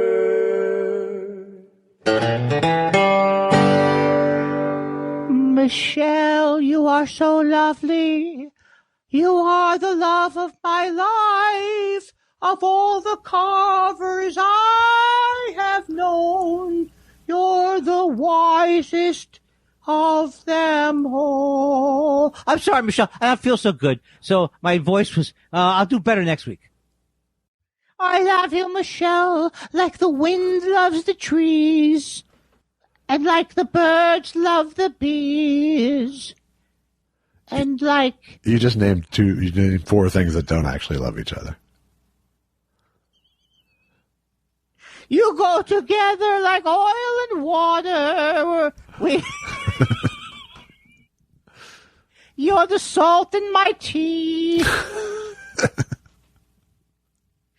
It's a weird, deranged voice I've adopted. Yes, but it somehow suits you. Michelle Wisecarver says, gentlemen, I am loving the show more than ever. Come on. That's a lot of love. That is very nice to hear. I can't believe we kept that trend line going that direction.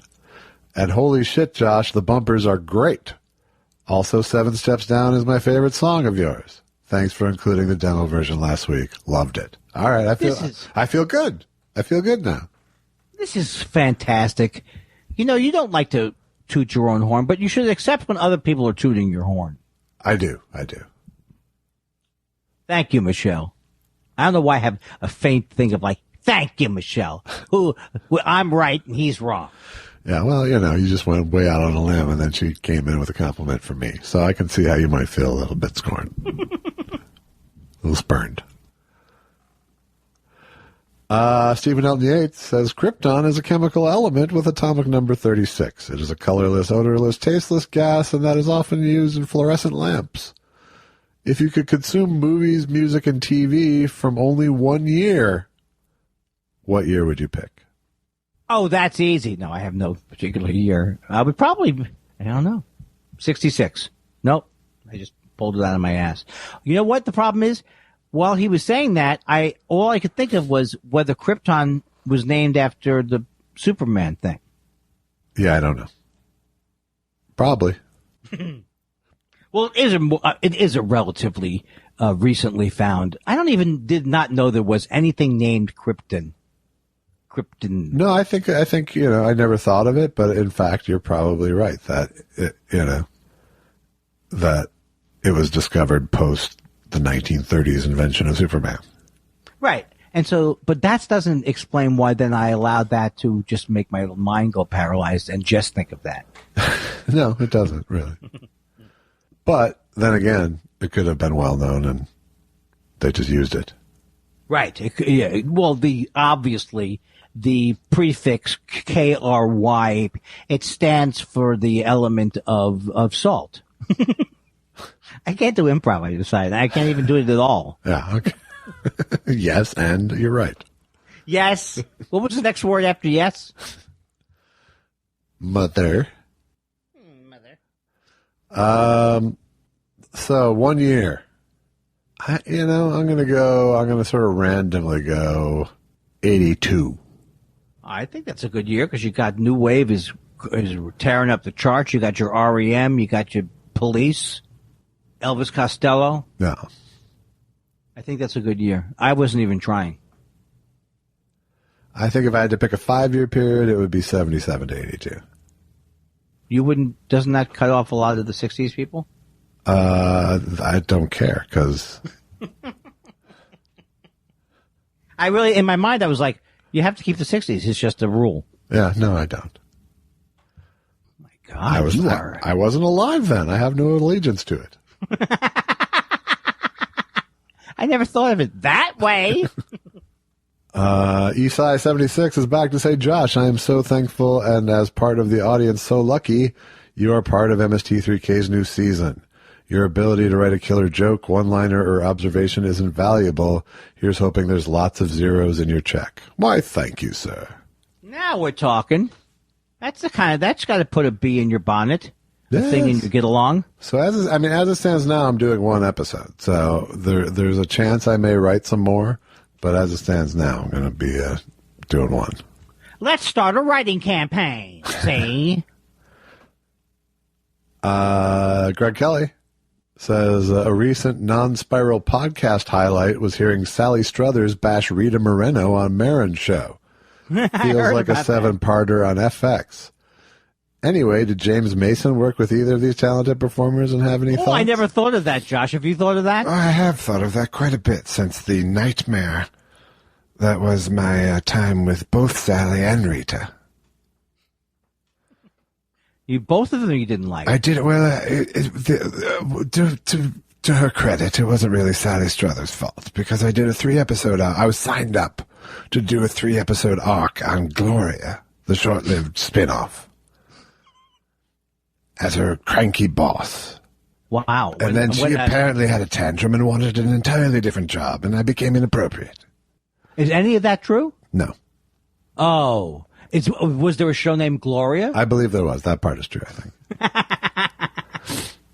I don't remember it. That's why you never know with you because you're outlandish. And then Rita Moreno and I were due to do a 6-week dinner theater engagement of I Do, and she had a bladder infection. I don't think it's anything funnier than hearing you stumble that I've ever heard in my life. And she had especially when you're doing it as a gentleman. That's exactly so. I believe it was. I was trying to think of gallstones, to be honest, and I just couldn't get there, so I bailed and went with a bladder infection. Sorry to show you. Sorry to show you behind the curtain like that. You'll be happy to know it was gallstones. Dr. Science. Cody the Sloth says, no question this week, more of an open letter to Twitter.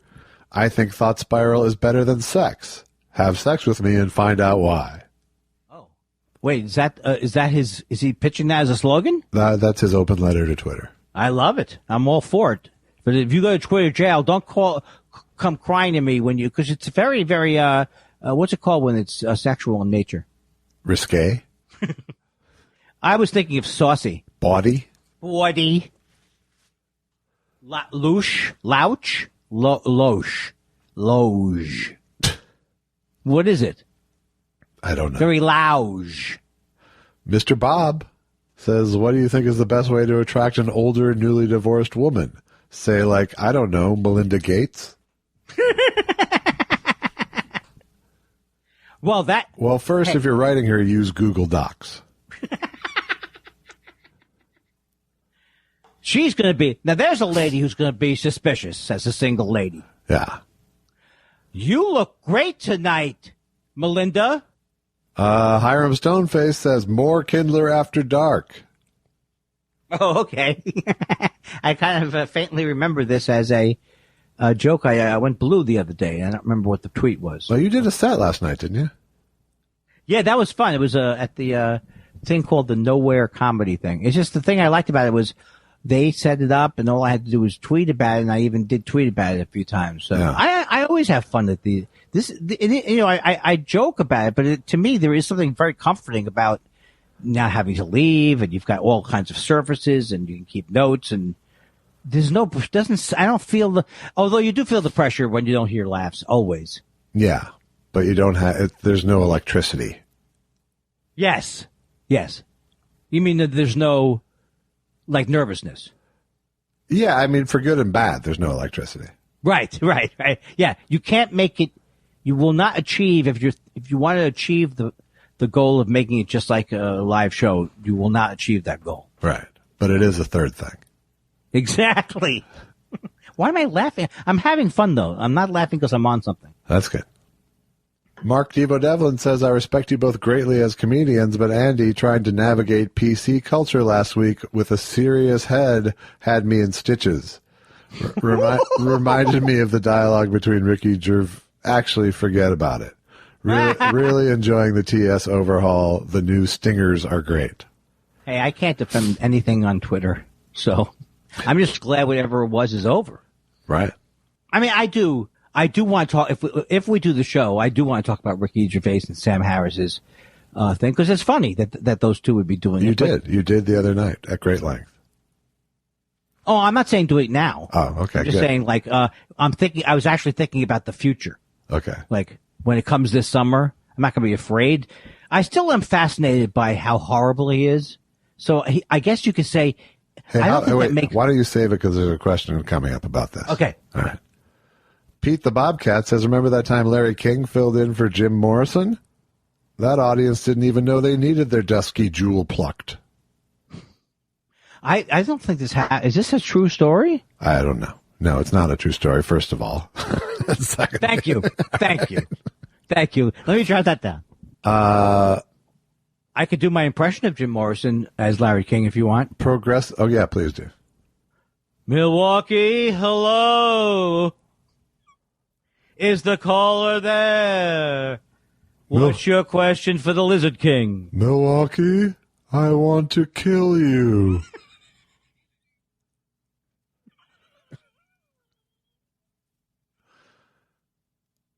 I would have loved to have seen Jim Morrison on Larry King. Yes. Wouldn't that be good? Yes. Guest hosting Larry King. Tonight for the entire hour. Baltimore, Jim. I want to kill you.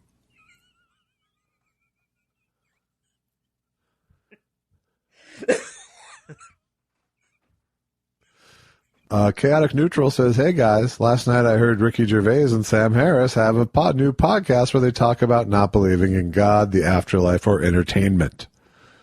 These guys are more full of themselves than Russian nesting dolls.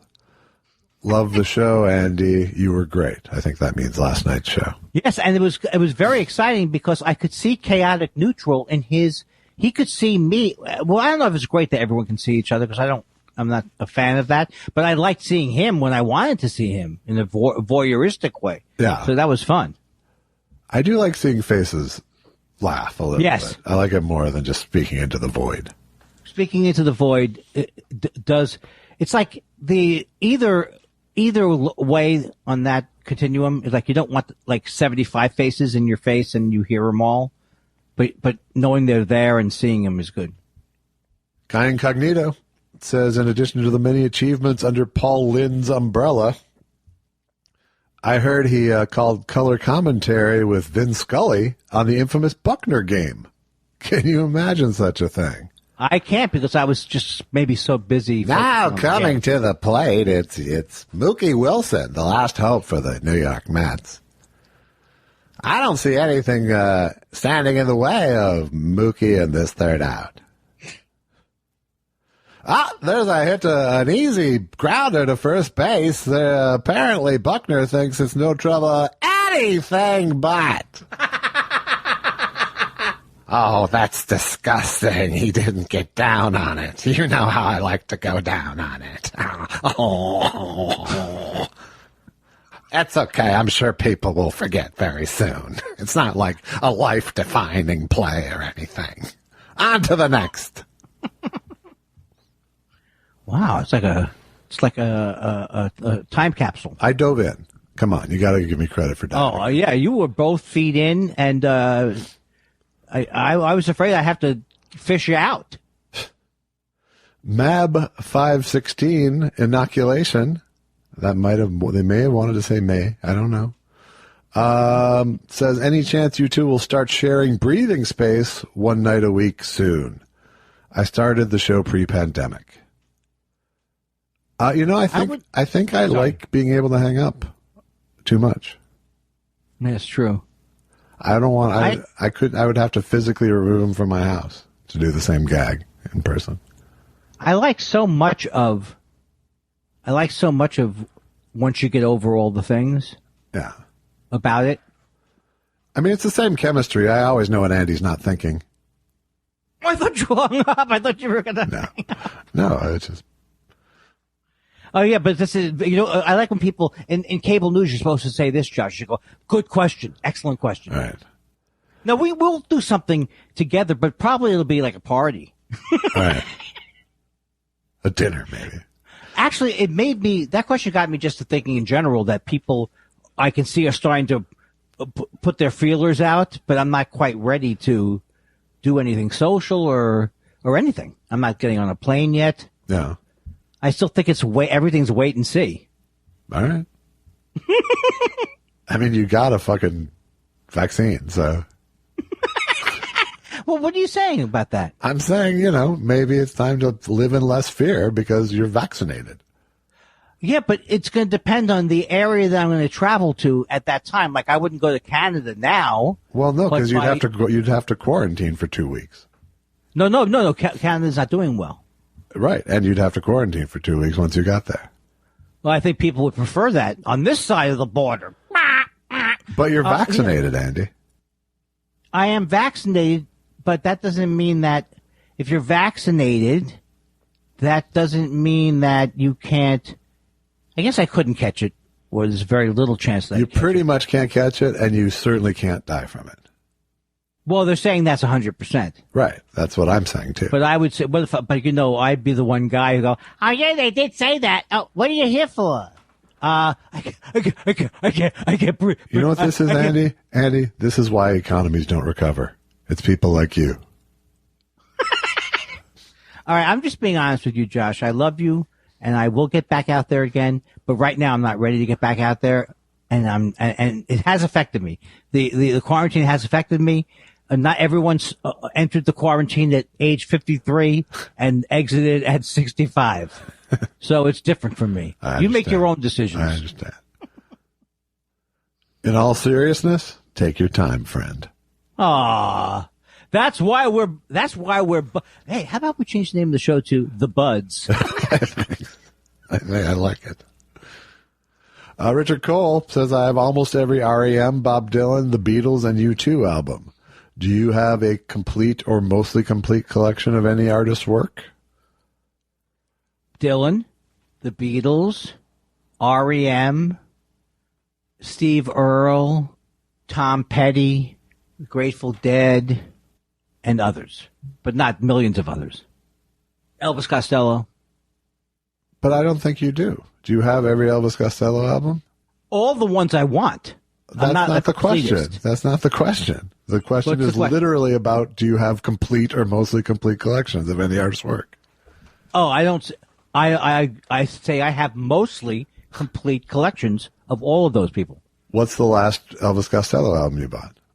I'm no longer interested in him. All right. I love him, but I don't even want to hear the Brodsky Quartet. But when I was into him, I bought everything by him. But you think that's still? Look, I'll accept your ruling on it. I'm just trying to play by the rules set out by Richard Cole. Okay, well, I have probably 100 Dylan CDs, bootlegs. So Dylan would be the one I have the most complete of. Okay. And I have all of the standard. I thought I had every Beatle album.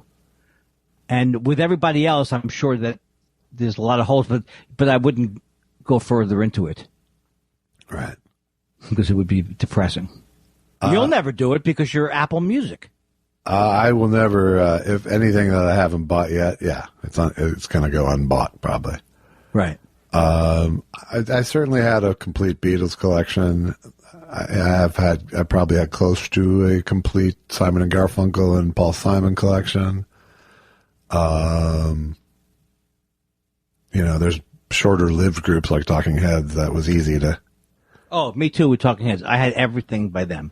But and everything by David Byrne for a while, but not. I don't have anything by the other members of the group, nor do I have anything by David Byrne in the last couple of years. All right. But you saw him recently, and he was fantastic. True enough. I don't know why I sound like I'm on trial. Is this a deposition? It is. All right. Let's keep moving. Self-loathing narcissist says, scenario or scenario? Vehicle or vehicle? Any other words that you pronounce one way that might get weird looks from someone when you pronounce it another? It's more like scenario, and it's more like vehicle for me. It's scenario and vehicle for me.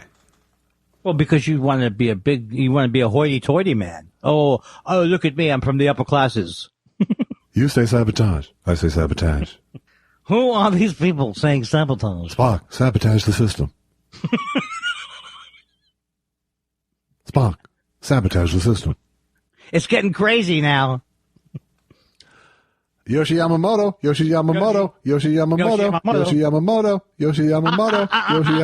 Stop me when it's done. Woo! A few months ago, I saw Andy's brother on CNBC.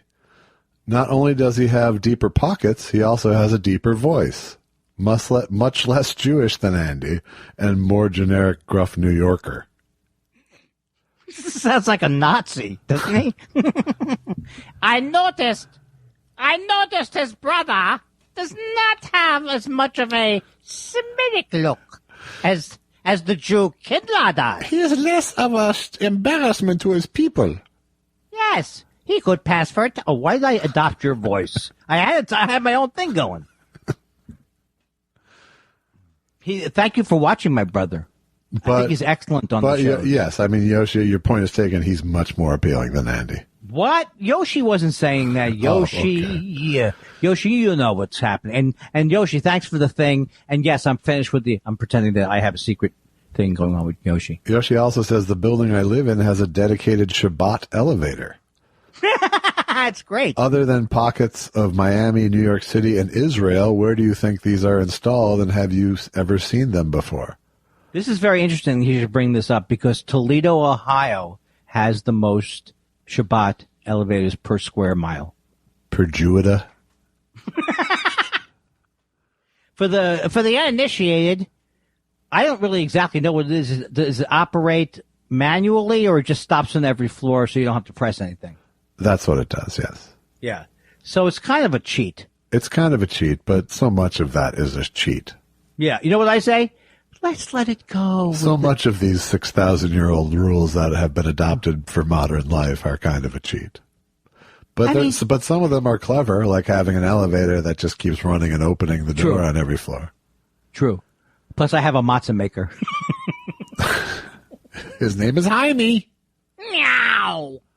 Shucky Ducky says, when I was young, this was the time of year we would go to Dayton's and pick out our summer clothes.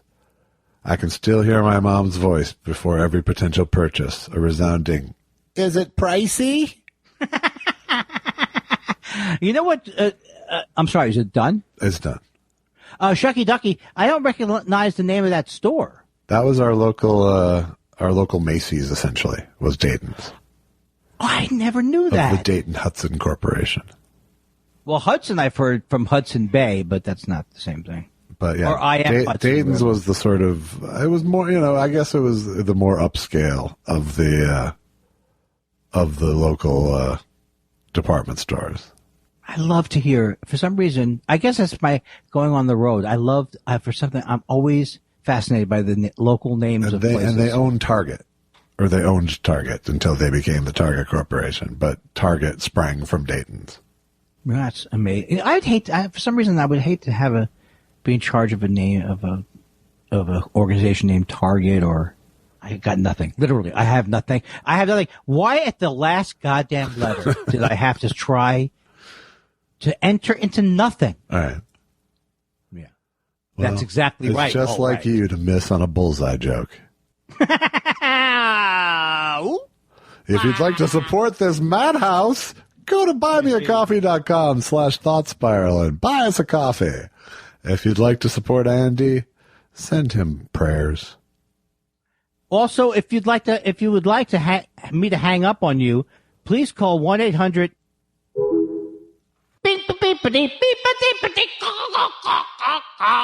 Voodoo.